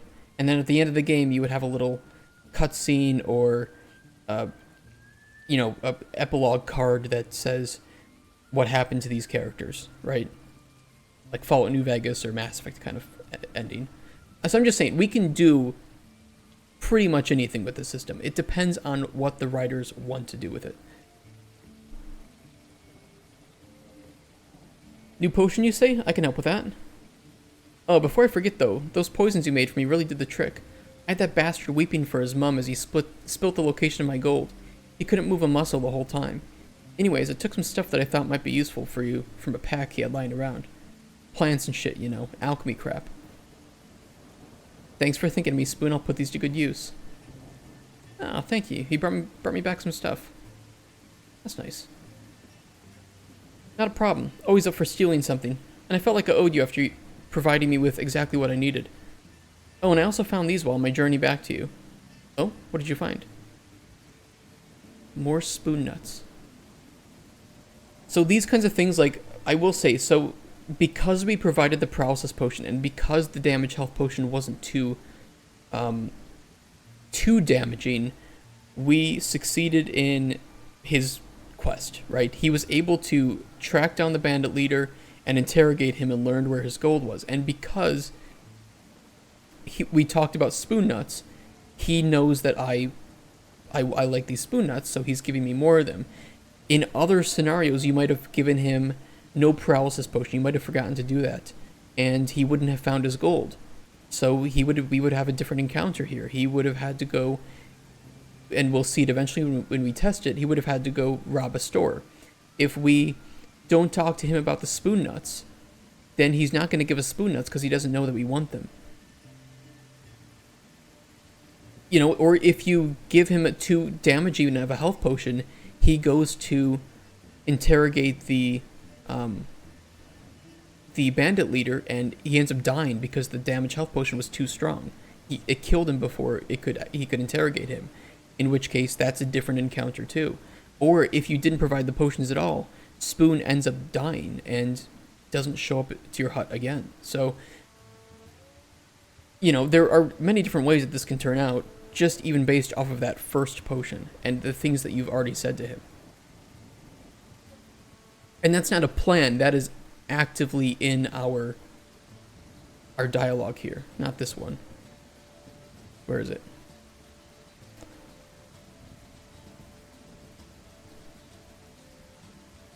For instance, this is all of his lore here, you know? We've written all that. We've gone through most of these. And we have 4 different outcomes for this first encounter.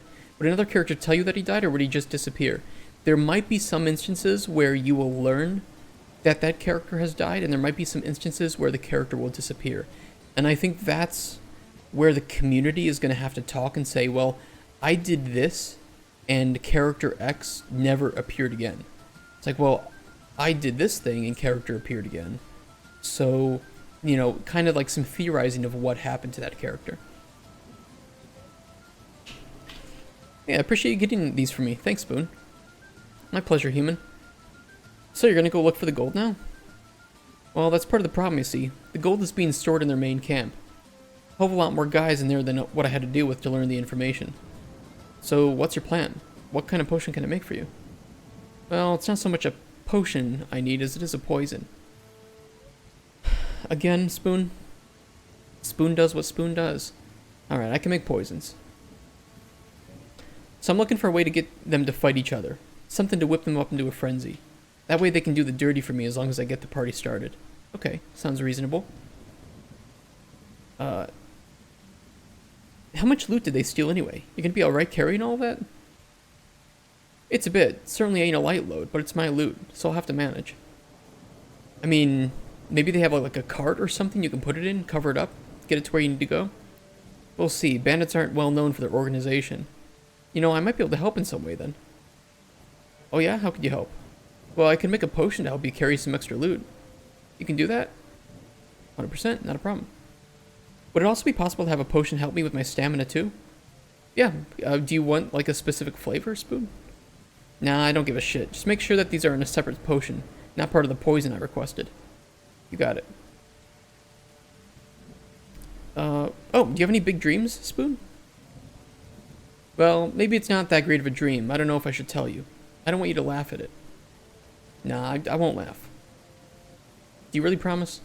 Of course, Spoon. I would never laugh at someone's dreams. Alright, well here goes. I want to open a pawn shop to spread my dad's love of spoons to everyone. Because of your dad? Exactly. Thank you for not laughing, human. I know it's a big dream, but people need spoons. And many people like to collect them. I could stock both specialty and regular spoons. I could even stock unconventional spoons, such as ladles, bowls, shovels, and shells. We even sometimes used shoes as spoons when they would float through the sewage. Rare finds they were. I mean, try to stick mainly to conventional spoons, as their clientele may... probably gonna be like humans, elves, and dwarves, right? True, but I don't want to turn away any customer. Too many businesses prevent us goblins from coming in because they think we'll just steal everything. I mean, well, Spoon, you probably would steal everything. Well, yeah, but it's still not fair. So many businesses prevent goblins and other species from shopping? Yeah, especially in Golemstone. Would have been because we lived in the sewers, but most shops would alert guards in sight if they saw a goblin, and many banned non-humanoid races completely. I mean, I can understand some of that is out of fear. There are certainly some races that are dangerous or distrustful. I figure if some species like the ratmen would want to buy some spoons, they could open up their own spoon shop. Won't be as good as mine, but they're welcome to try. I mean, so you kind of agreed with others preventing goblins from shopping at other stores then, right? Yeah, it may not be fair, but it is understandable. I won't want people to steal my spoons when they shop at my store. Figure I can just hire a ratman store guard, though. You know, I don't think I want to do business with someone who's intolerant of other species. It's just a fact that some species are more violent. Trolls are pretty dumb and can't be reasoned with. Trickery is the only safe way out of a tough situation with them. Shapeshifters and vampires would be killed on sight, but they're too good at blending in. Some creatures of the chasm are probably safe to do business with, but I wouldn't want to test which ones are safe and which ones aren't. Better not to let any in so they don't kill me or my family. I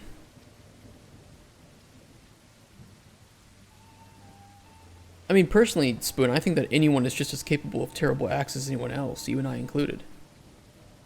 But some species just have it in them. Even if one troll isn't going to sit on your face for absolutely no reason, the other 100 of them wouldn't hesitate. 1 gold's at the lowest? I think it is. Nice soda can catch.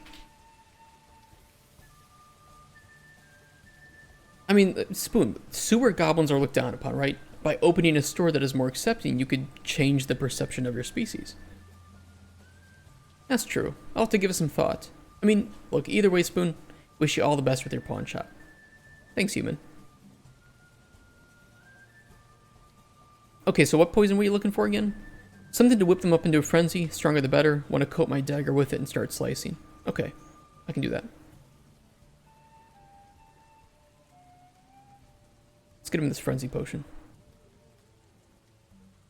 Andy mentioned that he wanted something for his carry weight and stamina. So let's get the strongest frenzy we can.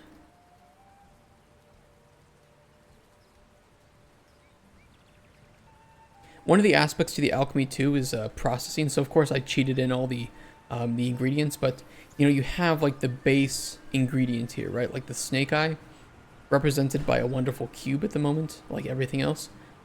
You can process that ingredient into something else, right? So like snake eye normal has frenzy 3 on it.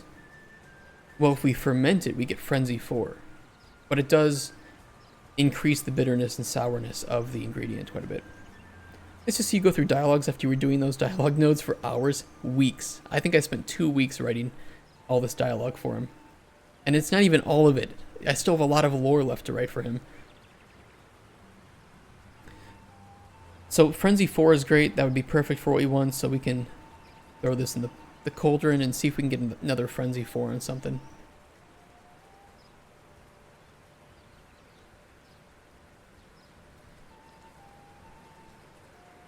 You know what we're going to do too? You know what? Frenzy 3 actually worked. He just gave us this too. This would work pretty well because it has Frenzy 3 on it. Let's do that. Perfect. Frenzy 3. And then he wants a Fortify Carry Weight and Stamina regen. And you know what I'm going to do? I'm going to put a Spoon Nut in his potion. Because we know he likes Spoon Nuts, right? Also, I just caused a bug. How did that happen?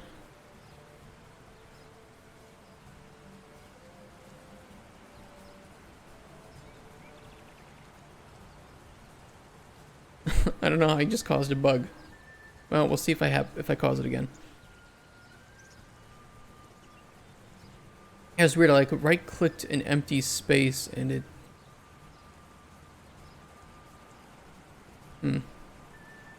Weird. Whatever. Well, the Snake Eye does have Fortify Carry Weight, up to 3. And this actually cooked Snake Eye has Fortify Carry Weight 2 and Regen Stamina 1. But I think I want to try to get Fortify Carry Weight 3. Let's use the cut Snake Eye and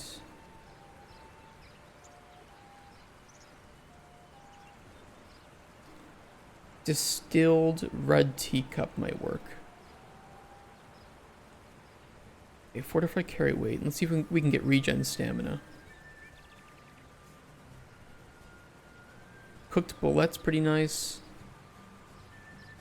We'll put in a cooked Spoon Nut for the sake of it, and let's try the Sunburst Star cooked. It does have Frenzy though. Maybe I can get a Spoon Nut without Frenzy on it.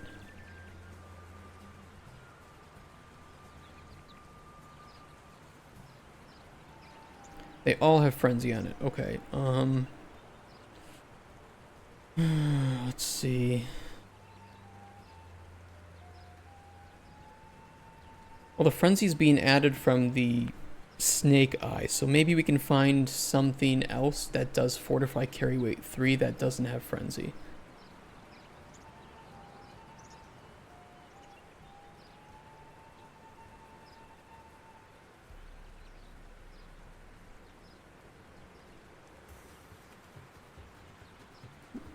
Got a new fan? Ooh, Lady Fern is perfect. Look at this. That's perfect. Ooh, that's a nice secondary potion. Regen Stamina 3, Resist Poison 1, Regen Health 1, and Fortify Carry Weight 3. And, by the way, you can use these potions in combat, and you can drink them yourself. So you can make something like this for a client. You can also remember this and make it for yourself. Listen to my music and you liked it. Nice. Congrats. That always feels good.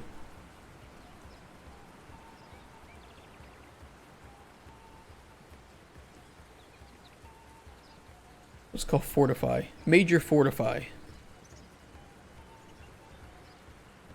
So then maybe I could give him tips on music making. That's a really good feeling.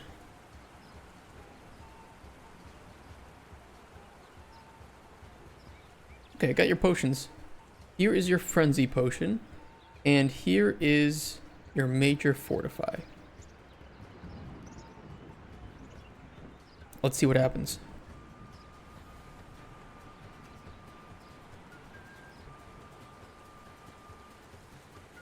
Hey human, it's good to see you. Hey Spoon, how's my favorite goblin named after a kitchen utensil? Aw, you melt Spoon's little heart, you do. You have a little heart? Well, I do kill people and loot their bodies. Not sure my heart's the size of my brain, to be honest. You are the wisest sewer goblin I've met, that's for sure. Wise and perceptive. I spotted some more of these on the way back from the bandit encampment. What did you find? More spoon nuts. Well, thank you. More spoon nuts, of course. By the way, did you put one of them into that potion you gave me? I could taste something extra delicious that gave me the most divine boost of stamina. I thought you might like the taste of it in there. Thanks for giving me more of them. My pleasure, human. You always do such a fantastic job with making potions for me. So how did things go? It went very well. The poison and potion were very effective. I sliced up one and it went berserk. While everyone was freaking out, I quietly sliced up a few more. They saw me, but they were too busy avoiding their friends that were trying to kill them. It was beautiful. So you managed to get your loot back. Mine and even some of theirs. I got some more plants and shit that were down there. I don't need them, but I thought you might. Thank you, I'll try to put these to good use. Ooh, look at that. We got some emerald ore, some seashells, some burgundy snails, mint, and river bream. Damn. Spoon. Got me some great stuff. I even got French food. Look at this.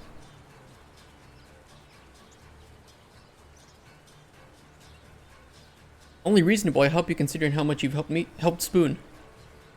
So now that you've gotten all your stuff back, are you gonna go open up that pawn shop? Yeah, I think I'll set up my store near Golemstone. After all, it's the place I know best. Also, putting it close to home. Yeah, I'm quite excited to start it up. So, actually, Spoon, can you teach me how to spot spoon nuts in the wild? You want to find spoon nuts as well? Well, of course I'll teach you. You're going to want to look in the forest, of course. They're lucky nuts that come from some trees in autumn. Are they hard to spot? A bit, yeah. They're not very large, but you can't miss what appears to be a spoon on the ground. Are they rare?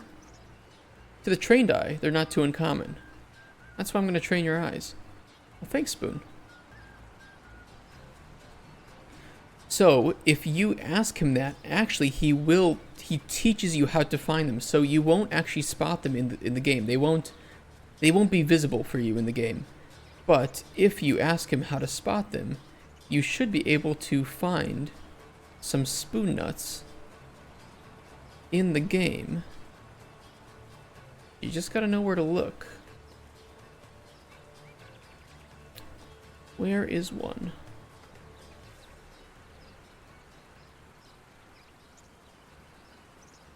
Aha, here's a spoon nut that totally isn't just a brown spoon at the moment because I don't have a proper model for it.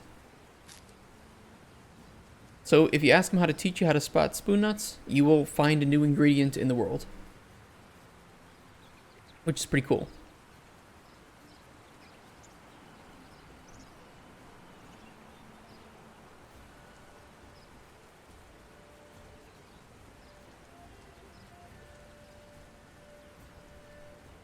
Anything else you wanted to ask before I take my leave?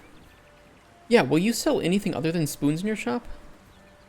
Beyond spoons and unconventional spoons, I'm not sure I want to sell anything else. There's a typo here too.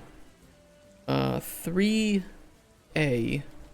Typo in talking about spoons in shop. Missing space. You have any ideas? Yeah, have you ever thought about selling commemorative spoons? You know, the ones that collectors love with like little pictures of locations? Human? I think this commemorative spoon idea might be the best thing I've ever thought of. Even besting my idea to make a boat of turds. But that's another story. If other people love collecting spoons as much as me, maybe I can find a way to give them exactly what they wanted all along. And what's that? And what's that, you might ask? A sense of pride and accomplishment. That's what. I could sell spoons, sure. But I could turn buying spoons into something more. A game. A lifestyle. A chance to be special. Every few months, I'll release a new set of spoons that can only be purchased in that month. I'll make premium spoon currency that you need to buy with gold in order to buy these spoons.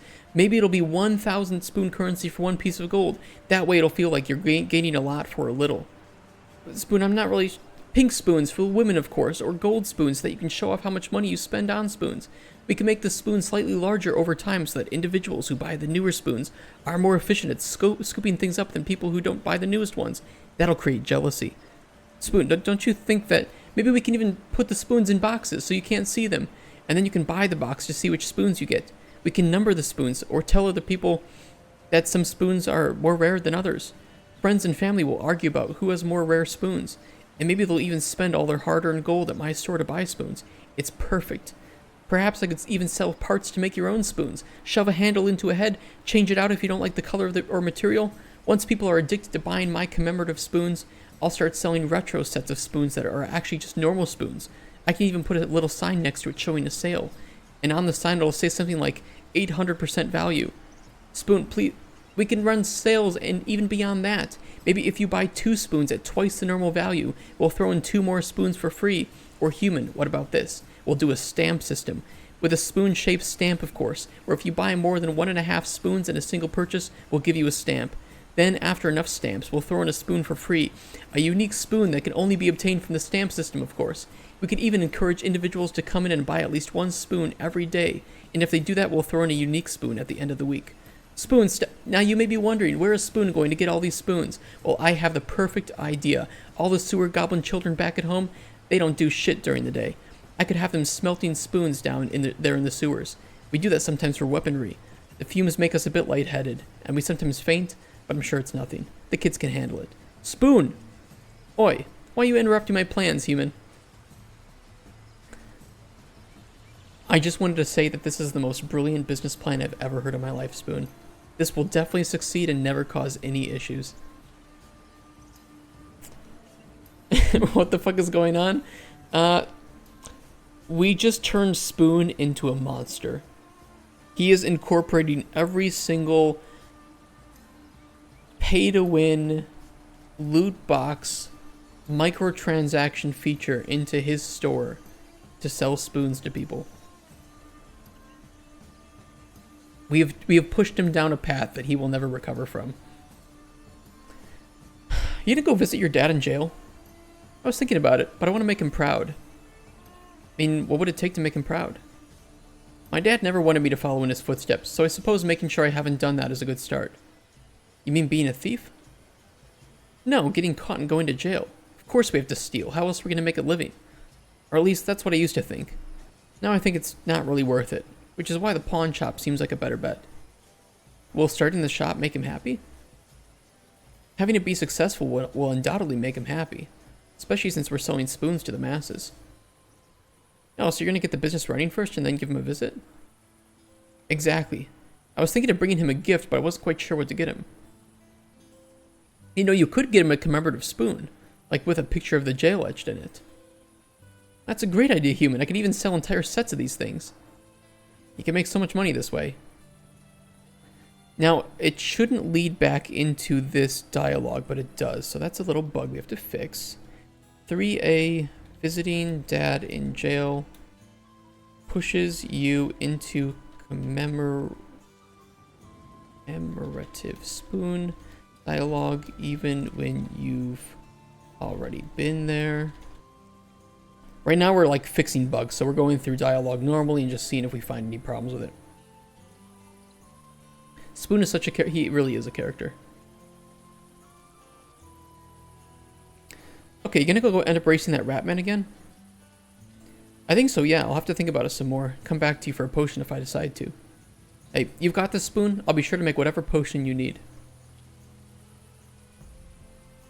You have any more topics? No, not really. Okay. Bye, Spoon, and good luck with your pawn shop. Thanks for all your help, human. You've been a real friend to me where few others would. Sewer goblins are used to relying on themselves, but maybe I don't have to go about everything on my own.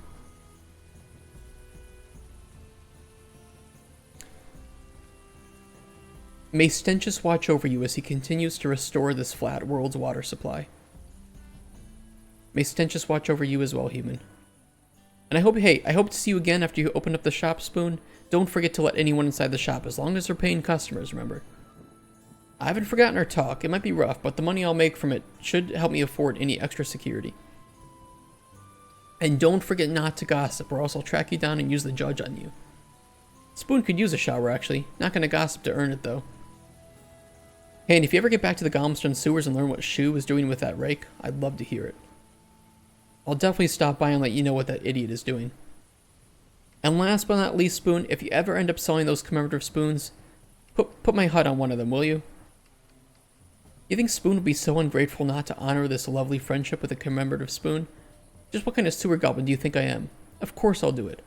I'll even make the very first commemorative spoon in your honor. Hey, I think I've said my piece. You take care, Spoon. Hope our paths cross again. You take care as well, human. Spoon's off on his next great adventure. Riches and glory. And he's back.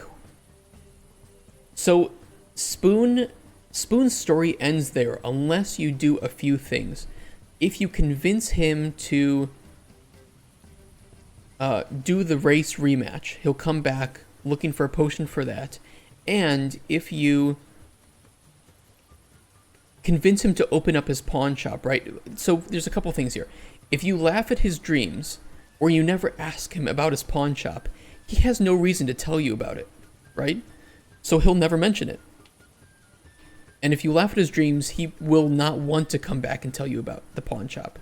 But if you are open to hearing that and you do talk to him about it, he will come back to tell you how the pawn shop is doing.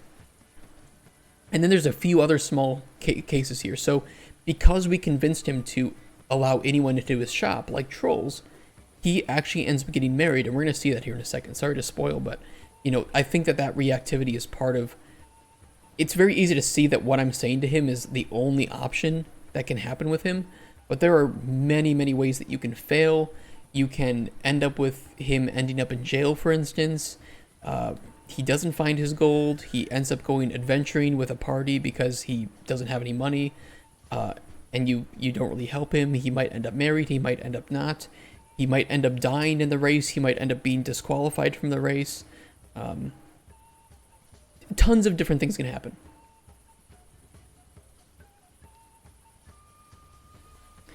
Alaric came. So I think that what happened here is something we didn't trigger the new...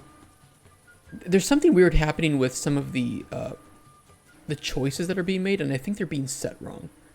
Can I test this in any way?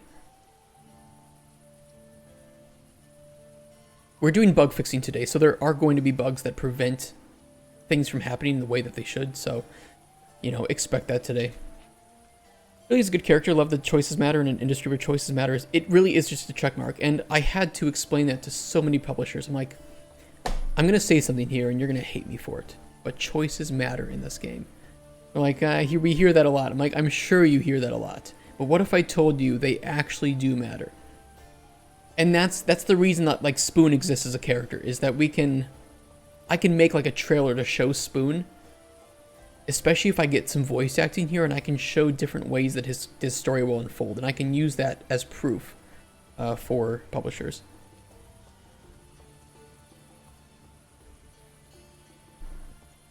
Okay, let me see if I can find this bug.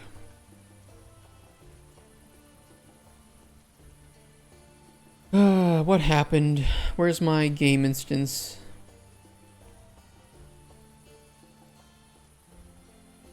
Data.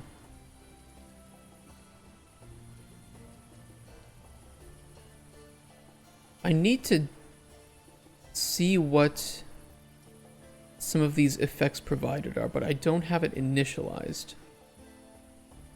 Oh wait, I can see it.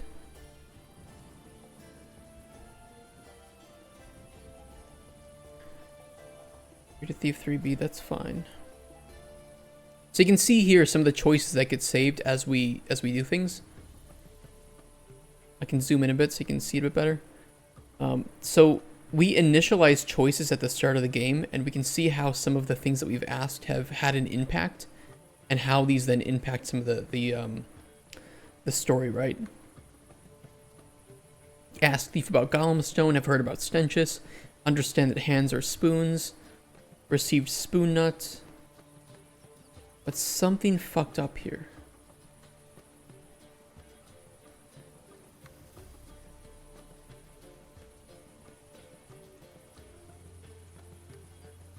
Where both things went.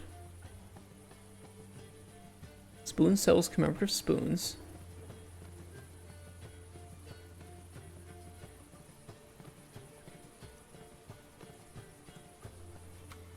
All of these look okay.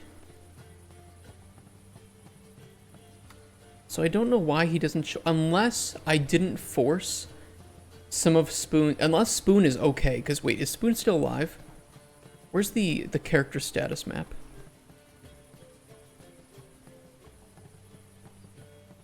Spoon is still alive. He does want to do business, so I think I may have just fucked up and not forced Spoon's quest to appear, which is okay, because I'm testing it, so I want to see if that's actually the case, right? What are you looking for in a publisher? I'm looking for a publisher that great personality, dark hair. Must be funny. God damn it. Yeah, they must like long walks on the beach. I'm looking for a publisher that can. A few things. Okay, so they must be accepting of the money. They must be able to finance the game, right? But also they must be accepting of the goals that I want to achieve with this game. Like for instance, tackling sensitive topics. They must be okay with me streaming the development and being open about how we talk about the game. I will not sell my IP to them, so they can publish this game, and I'm okay with going to them if we want to make a sequel first. I will go to them, but if they don't accept it, then I can go to another publisher. So like first publishing rights essentially for sequels.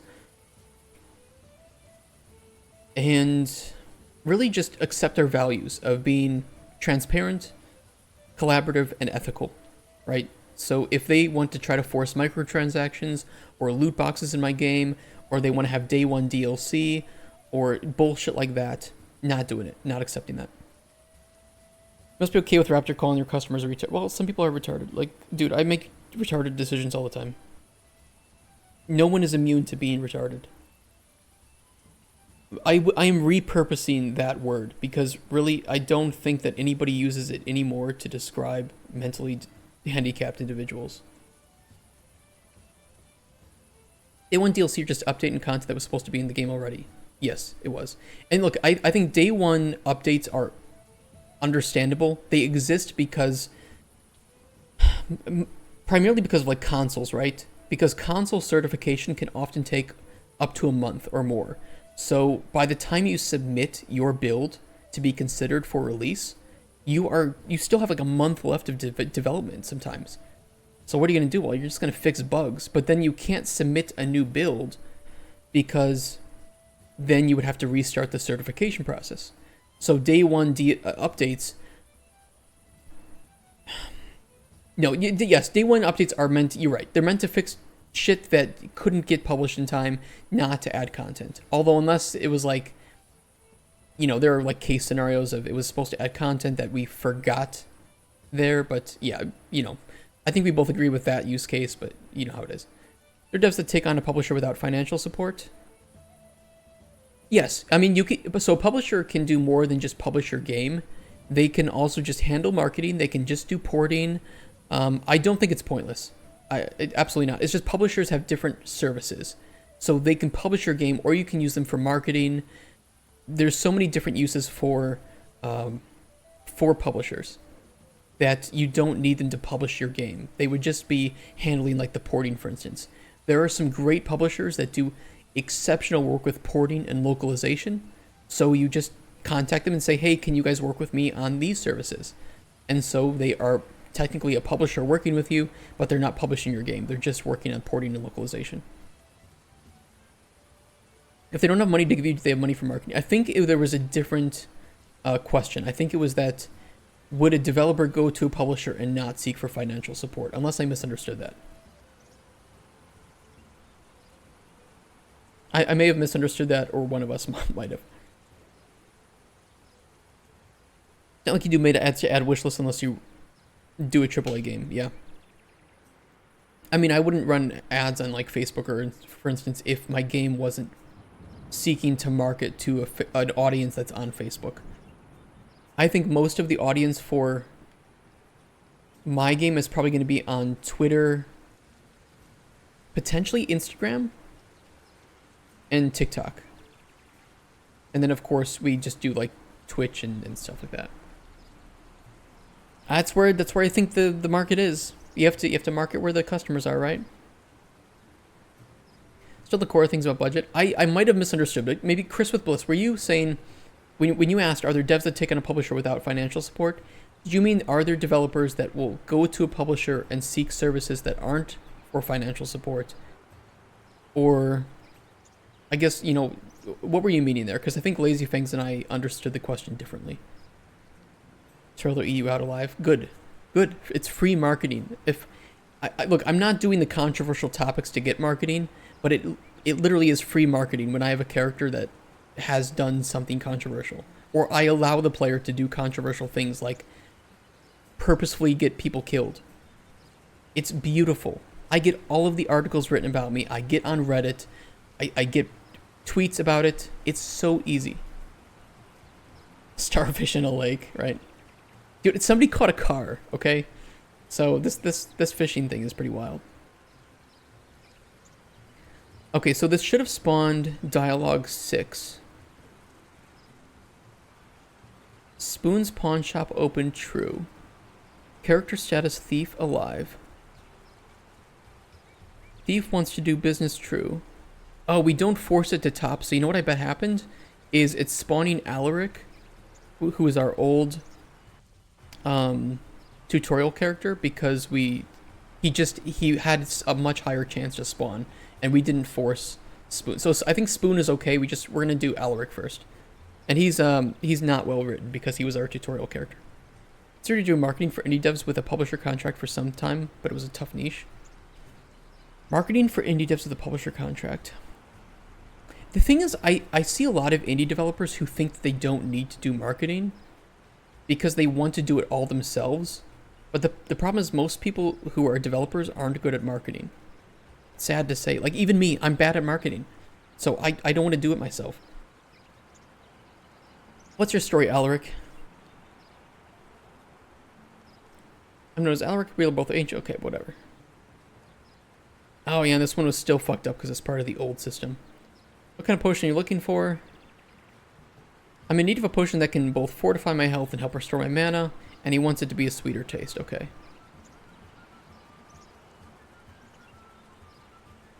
And I can't close this dialogue because it's set up improperly. Okay, so I kind of fucked myself over here, didn't I? Can I fix this in any way? Not really. Alright, we have a few things to fix here. And then we'll try a couple of different paths with Spoon.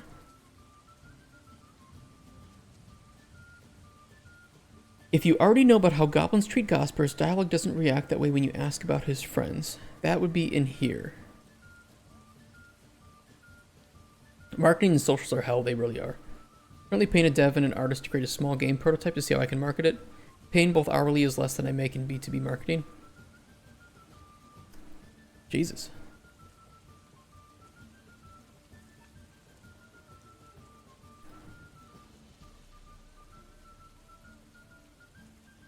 You could kill him. It wasn't here, it was here. Oh yeah, we don't.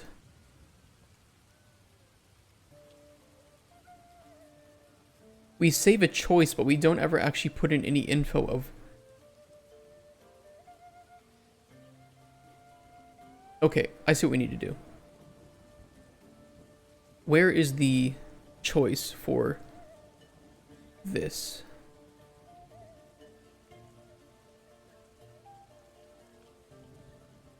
Know about how goblins treat gossipers.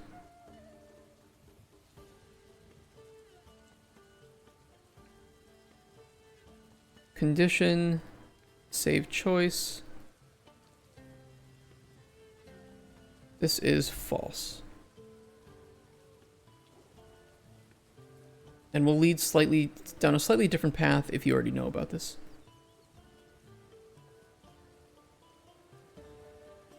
Dev full-time, artist part-time. That sounds about right, especially for a prototype. There, in many cases, you don't even need an artist for a prototype, but it really depends on the game, right? Text-focused game with limited mechanics. It's not a passion project. That's the secret. Okay. Yeah. I see that pretty commonly.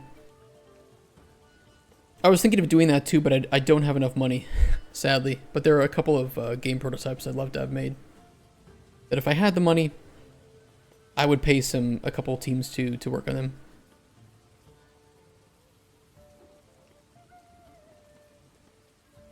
And I would just kind of like oversee it.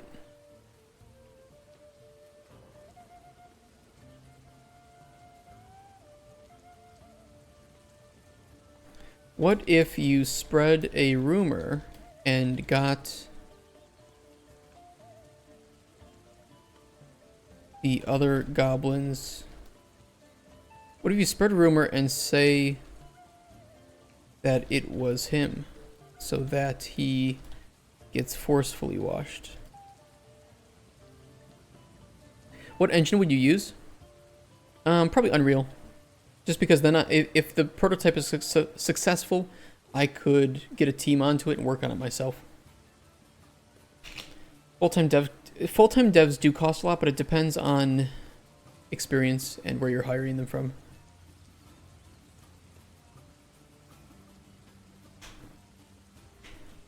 I'm just really not expensive compared to other tech niches. That's true. 16 per hour? Yeah, sounds like a junior to regular kind of level. Somebody with a little bit of experience, but not too much. Unless they live in like a really cheap part of the world. In which case... yeah, I see that too. Like some like Pacific Island countries, you can get some pretty cheap stuff done.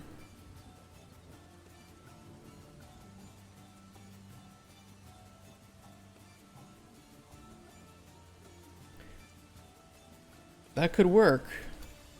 That's pretty clever of you, human.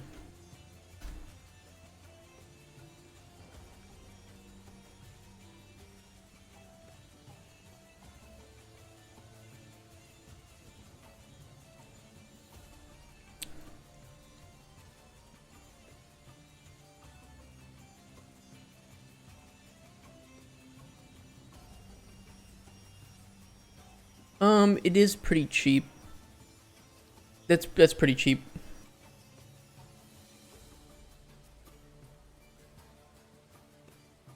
Especially nowadays. I mean, it really depends where he lives, but like in the US, that's really cheap.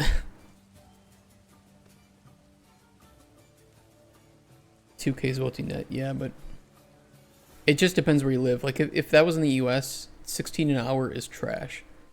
Like you could get paid more working at Walmart.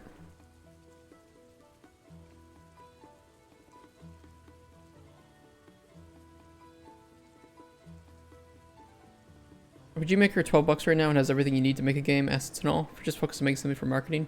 There are a lot of really good ways you can prototype. RPG Maker is one. Unreal is a good one. Using things like Roblox. I've seen people make prototypes in that. Your goal for the prototype is to fail as quickly as possible. Test the idea. Is it fun? If not, change it or move on. And so anything is the best way to do. Making a paper prototype. I've made a paper prototype, like a board game, to illustrate a PvP strategy game that we were working on. Never came to fruition, but I made a board game to help prototype it, and that worked well. Be cool to finance a game project? It is, but it's a lot of work, and if you don't know the pitfalls or how people can waste time or money, you could end up in a scenario where you're wasting a lot of money for something that won't come to fruition. Your best bet if you want to test out an idea is just, I guess, and you don't have the money, or if you're too worried about that, just find some people to work on it and work on it with some friends or colleagues.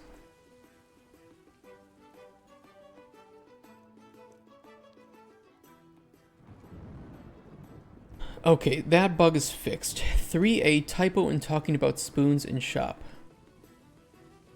Let's fix that too.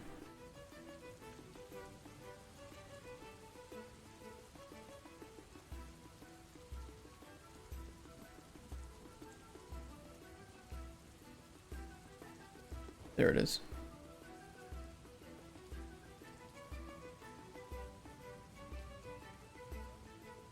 69 wood cutting last second before update. Yeah, what's in this update today? What do we got today? Anything cool? Oh shit, a new quest. Oh ho ho, I'm excited for that. What are the requirements? It's a Grandmaster quest. Oh dude, I'm so doing this when I get home. Holy shit. 80,000 thieving XP, 75,000 farming, 75,000 herb lore, 50,000 hunter. New quest is gonna be While Gothic Sleeps is gonna be released. You started here. Right by the chest, crystal chest. We get Tormented Demons, we get new Demon Bane weapons. Bone Claws. Ho ho ho ho ho. I'll be looking at RuneScape when there's new Epoch Cycle. Yeah, but this is new Grandmaster quest. Like there is no, I will say it right now, there is no MMO that does quests better than RuneScape. Both Old School and RuneScape 3. There are no MMOs better. So a new Grandmaster quest, which are the hardest, longest, oftentimes the most interesting for the lore. This is what we're doing. We're the World Guardian in this update. There are some places, Lazy Fangs, actually. There are some places. I recommend joining the Game Dev Network Discord. That's a really good one. Or just joining like Pirate Software's Discord is probably a good place because they do their own game jam. But if you're looking to get paid, definitely check out the Game Dev Network one. There are people who want to do just need some like programming help or other work that do paid or unpaid. There's a lot more for unpaid, that's for sure. You're a fan of Simple Go Kill 10 Wolves. You would like the quest in Old School RuneScape and RuneScape 3 called One Small Favor, where you are tasked with, this guy needs his axe sharpened, and it's right outside town, the person who can sharpen it. Just, right, I think it's like he needs some like logs. And he's like, can you go get me some logs? They're right outside town. You go to the person who can cut the logs, and they're like, well, I would cut the logs, but my axe isn't sharpened. Like, okay, so I'll go sharpen your axe.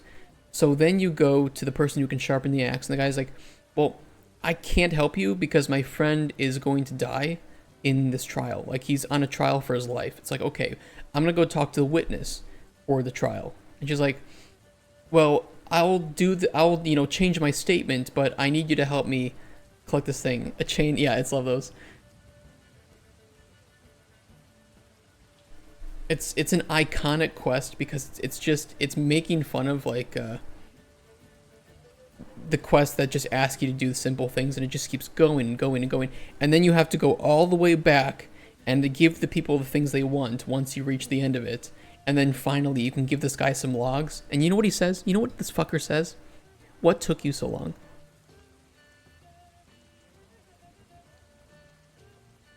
It's a really memorable quest. And there's a pretty funny video made by a content creator that he made a song about it. Pretty great. But yeah, I'm excited. New quest today. I might maybe we can stream that. Maybe that is worth just saying, you know what? I've done my work for today. Let's just play the quest on stream. Should we do that? It's my stream. I can do whatever I want. I might do that. Okay, we fixed the typo. 3A, visiting dad in jail pushes you into commemorative spoon dialogue even when you've already been there. Jimmy, it is 100% Jimmy. Do you want us to watch it? I'll watch it. It's one of my favorite songs that he's made.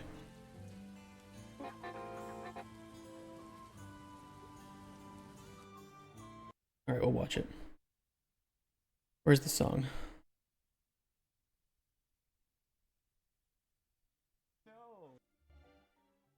The time has come. No, I don't want to hit things. The time has come for a very special quest a lot of you have been waiting for. On February 28th, 2005, RuneScape released One Small Favor. And it went on to become a notorious quest that every player dreaded doing. We're starting up this disaster by talking to Yanni Salika. He's a local... Here, I'll move my my chat up too, because you guys will miss the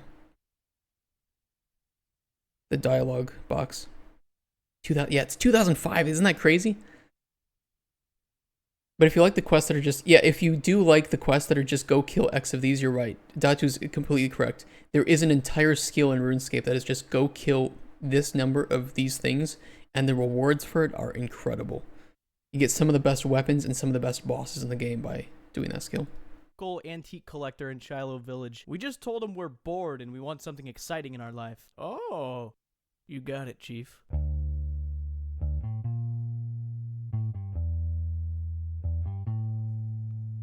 Please don't get it twisted, I'm a really good guy, and if people need some help, you can bet I'ma try, but there's one little thing that I don't like at all. If you need a big favor, don't fucking call it small. Yeah, and he's sitting here, he just chilling at Shiloh. Where can I get some red logs? How the hell should I know?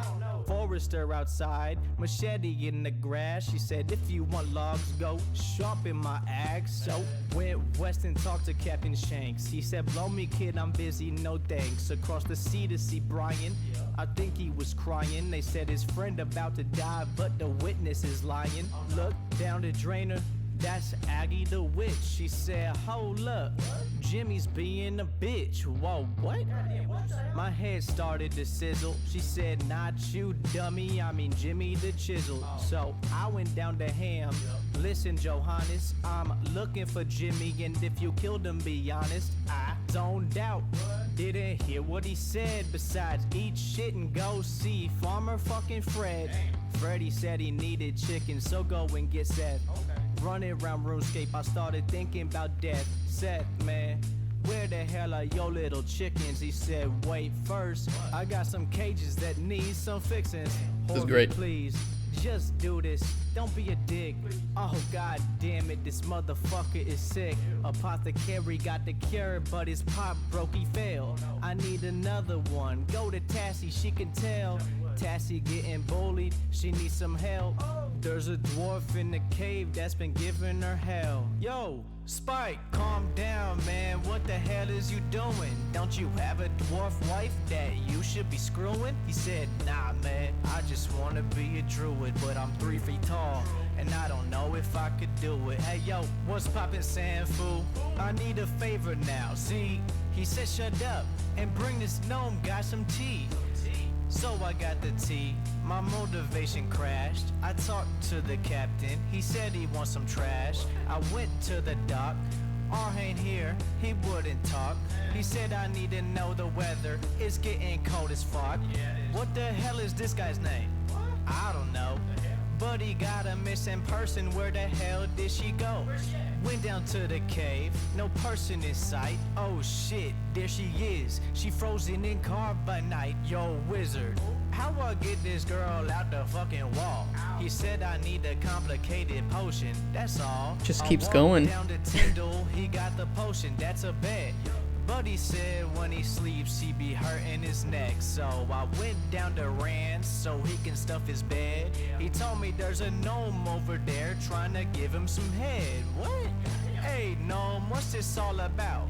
He said he can't take off cause all his lights are out. I looked at all the lights, I just had to replace them. If one more person asks for something, I'm beating their face in. But nah, that's it, the gnome flew off. See you later. Now we backtrack and finish this one small favor.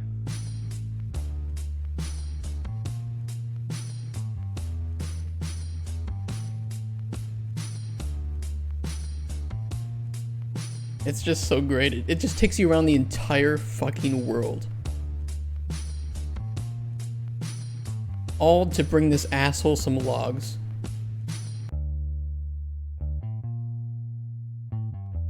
It's great. It's such a good parody, I think, of quests in typical MMO games where it's just, yeah, go kill 10 wolves and shit. That looks like he's wearing a t-shirt and jeans. Okay, so one of the things about RuneScape is you can play as an Iron Man, which means that you can't interact with other players. Like, you can't trade them, you can't sell items to them. So the only way you can get things is by earning them yourselves or from buying from NPCs. So it's you end up just kind of like wearing this mismatch of whatever the best things you have obtained at the moment are, or whatever is best fitting for the scenario. But it's very rewarding because then everything that you earn, you've earned yourself. You didn't just like buy it from another player or something. It's like WoW before transmog. Yeah, and one thing I really like about OSRS is there is no transmog. So when you see somebody wearing something like really cool or really valuable, you know, that's what they're wearing. It isn't just them wearing something that looks cool but isn't actually good or anything. I think even WoW brought some like Iron Man stuff too to the game from I don't know. RuneScape was like the first one to do this kind of like Iron Man thing. I'm actually against cosmetics and MMOs. Yeah, I am too. I am very much against it as well. But that was one small favor, so if you're curious, that was what it was. We might play RuneScape today on stream, because I didn't know that it would be releasing. But I think it'll be in about 11 a.m. BST. That would be 12 for us, right? So that should be like 20 minutes.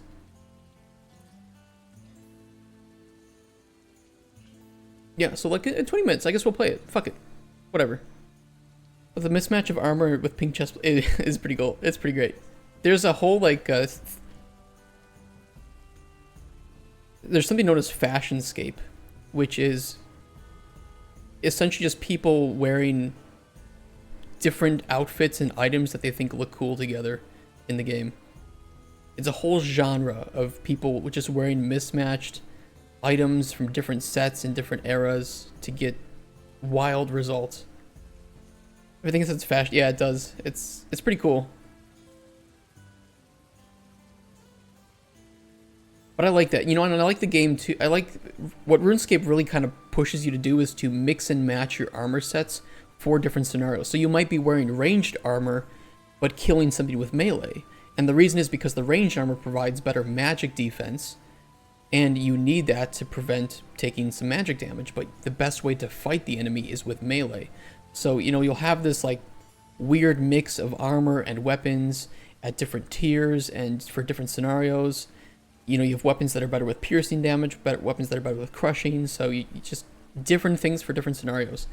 And it's the mix and match system that I think really makes this really interesting. Fashion Souls is a good one. Yeah. I wonder if I could get started with RuneScape. But there are some really cool outfits that people have. That is RuneScape 3. We don't talk about that one.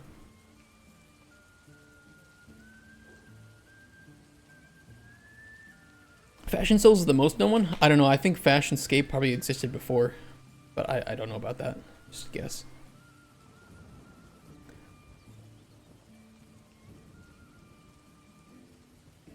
Dad pushes... Okay, I want to also force Thief dialogue to the top. Let's do that here, so I don't end up with that problem. And we need to make sure Alaric doesn't bug out the game again, because that was really upsetting.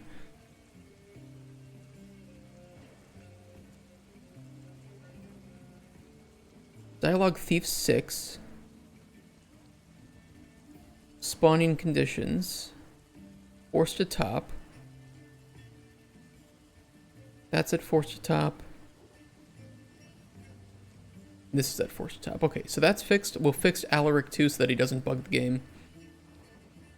So that was annoying.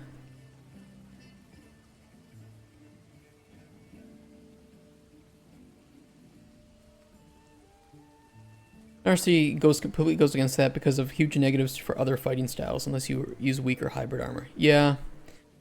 I mean, I don't think that the goal of combat evolution was bad, but it's like they did it and then they kept doubling down on it to the point where it just got worse and worse. And then they just added an auto mode so that you don't have to engage with the system at all. I think that was a mistake at the time where they should have tested. I mean, we can always go back and play Captain Hindsight, right? But they should have tested it more. They should have polled it. They should have probably reverted it after it had been implemented. But, you know, it's all done and said now. And now we have the player counts for OSRS and RS3.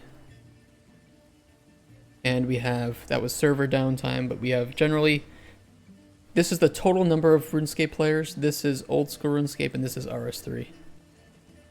And over time, this graph is wild. It's a little hard to see, but you can see the blue graph is OSRS, very few people playing it, and more people playing RS3. Up until about late 2018, where that really just took a spike, and ever since then it's been going up and up, and unfortunately RS3 has been dwindling down. That's wild that there are fewer than 25,000 players playing RS3. What would that compare to on like Steam? 25k players.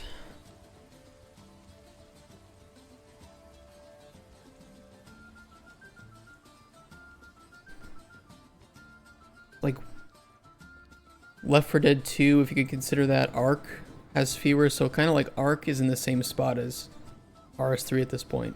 But you know, Ark doesn't have an alternative. There's no old school Ark.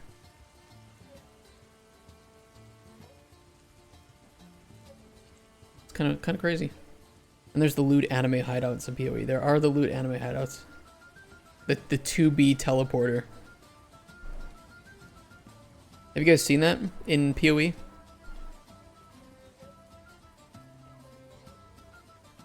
"2B hideout PoE." Can I even show this on stream? I think I can.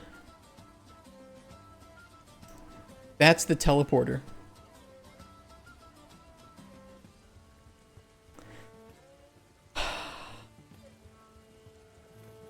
God damn it. Power it says 50k. That's crazy, yeah. You're going to sleep, Datu. Ah, it's a shame. It's a shame with while Gothic Sleeps releasing in 15 minutes. PoE players be like. We're going to be doing that, though. I didn't expect that to be released today. I kind of forgot about it, so I'm just going to like fix Alaric here, and then we're going to jump over to RuneScape, so I understand if you don't want to watch that. I'm not going to be recording it for YouTube. But I can't miss a Grandmaster quest on release. I cannot.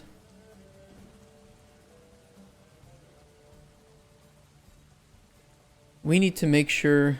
Not anywhere close to... I think you were. I think you were.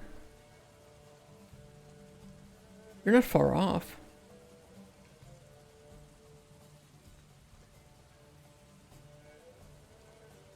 Highest one is 72 thieving, and then just 60s in magic, agility, farming, herblore, and hunter. You do need 180 quest points. It might be like the quest requirements, right? I don't know if you have some of these done.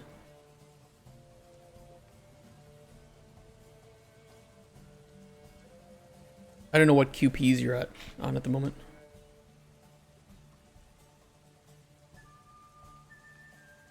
Dude, PoE players. I really like PoE. I've played a lot of PoE. Like 3,000 something hours. 12 more thieving levels, that's pretty quick though.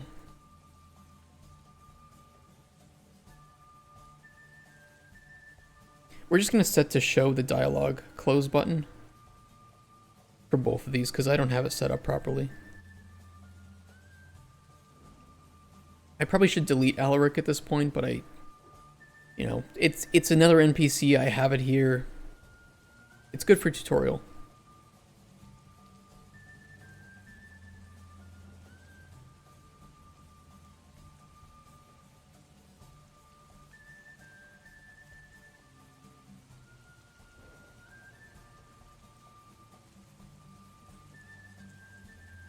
Oh, you have 200 quest points, so you're pretty close. I mean, 12 thieving levels you can get pretty damn quickly with Pyramid Plunder. I mean, Pyramid Plunder XP rates are wild.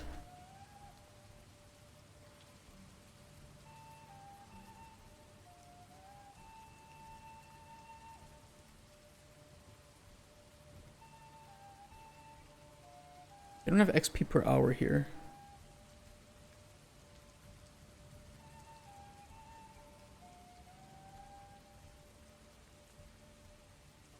Yeah, like 71 to 80 is 125,000 an hour. I have heard that the artifacts in Port Piscarius, if you're good at that.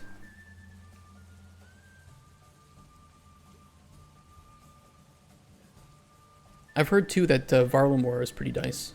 Makes you some good money. XP rates are alright though, but you do get blessed bone shards from that. Pretty cool. So I don't know, you have some options. I think you can get those 12 levels pretty quickly.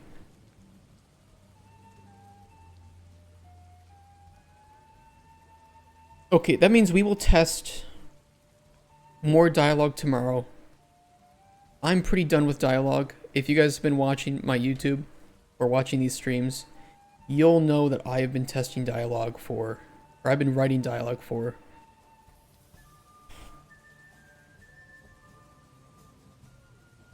a lot of days. Day 95 we were doing it.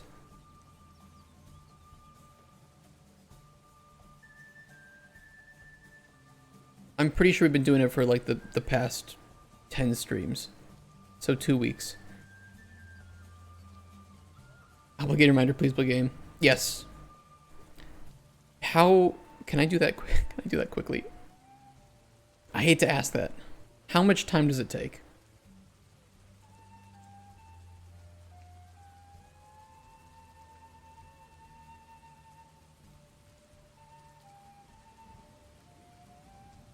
Okay, so okay, we can play it.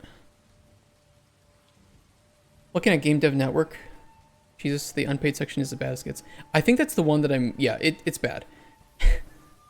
That's why I think, like, finding game jams is the better way. 5-hour narrative adventure incoming. Game.exe, I love it. Is this loud? Okay, it's not bad.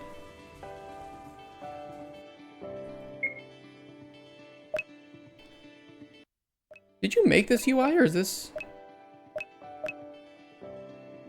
Oh, I see. This reminds me of hentai games. How's this Game Maker UI? It's pretty nice. That they kind of just give you this nice little options UI off the bat. I like that. That saves... You know how much time that saves? Have you ever made an options menu? Holy shit, it is way more difficult and annoying than it looks. Or maybe it is as bad as it looks. It's nice until it gets too complex, yeah. Yeah, if it's like super simple, it's not bad. But once you like, oh, I need video options and all this other stuff. I'm gonna set this to 40.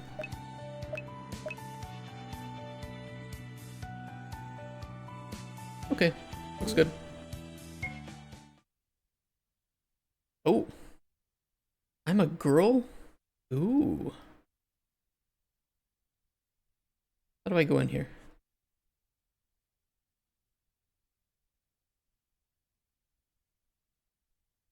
How do I go in the tent?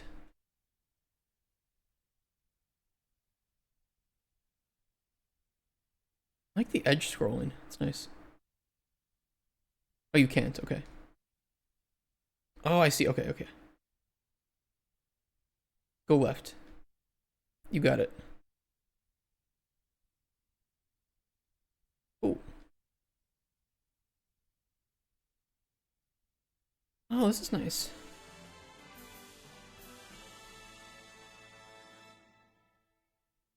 This is the first kind of project that I made in Game Maker as well. And you know what? This looks nice.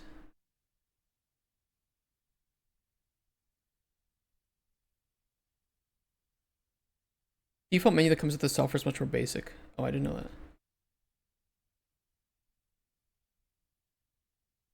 Yeah, this is nice, Lazarla. You are on the right path. Is Cauldron Chronicles 2D? Yes.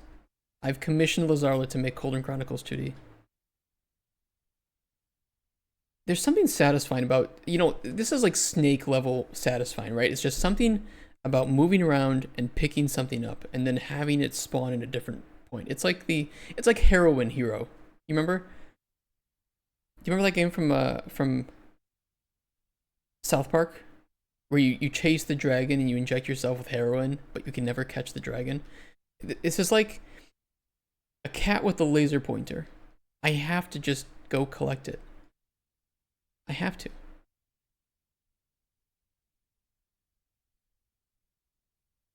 You are on the right path, Lazarla. This is looking good. I'm very curious what you put into the game next. But your animations look nice. The camera movements are nice. I'm putting some more mechanics into it, like a night timer and appearing obstacles. This is really all for now. No worries. RPG Maker gets so much easier with knowledge. I just don't have it yet. You are 100% right. And I very much want to continue to see your journey with it. Are you going to do while Gothic sleeps on stream? Yes, I will do it.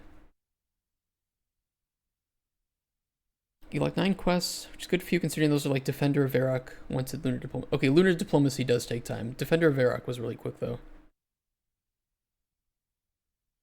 I think it looks great, Lazarla. And I'm really glad that I'm really glad RPG Maker exists nowadays because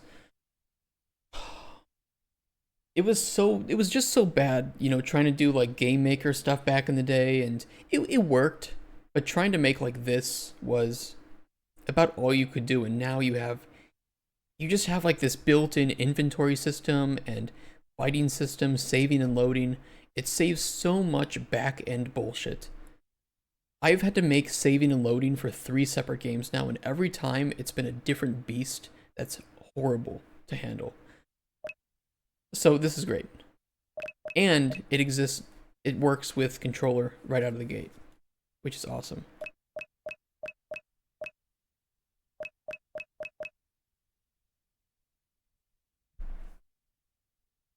It looks great, Lazarla. Keep it up. Also thinking of switching engines to RPG Maker MZ to MV because they're basically the same. MV just has so many more plugins and they're so much cheaper. Yeah, it might even be on sale right now, right? To this one, right? RPG Maker MV.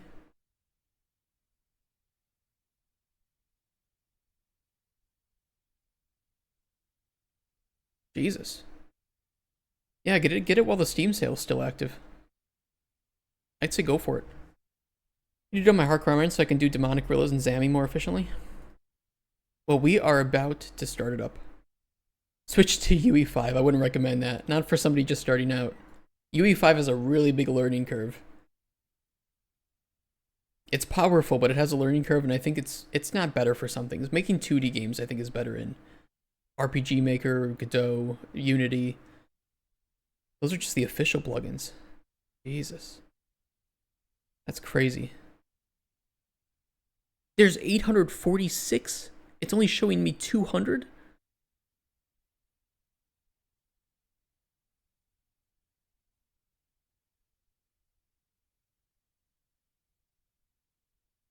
Wow.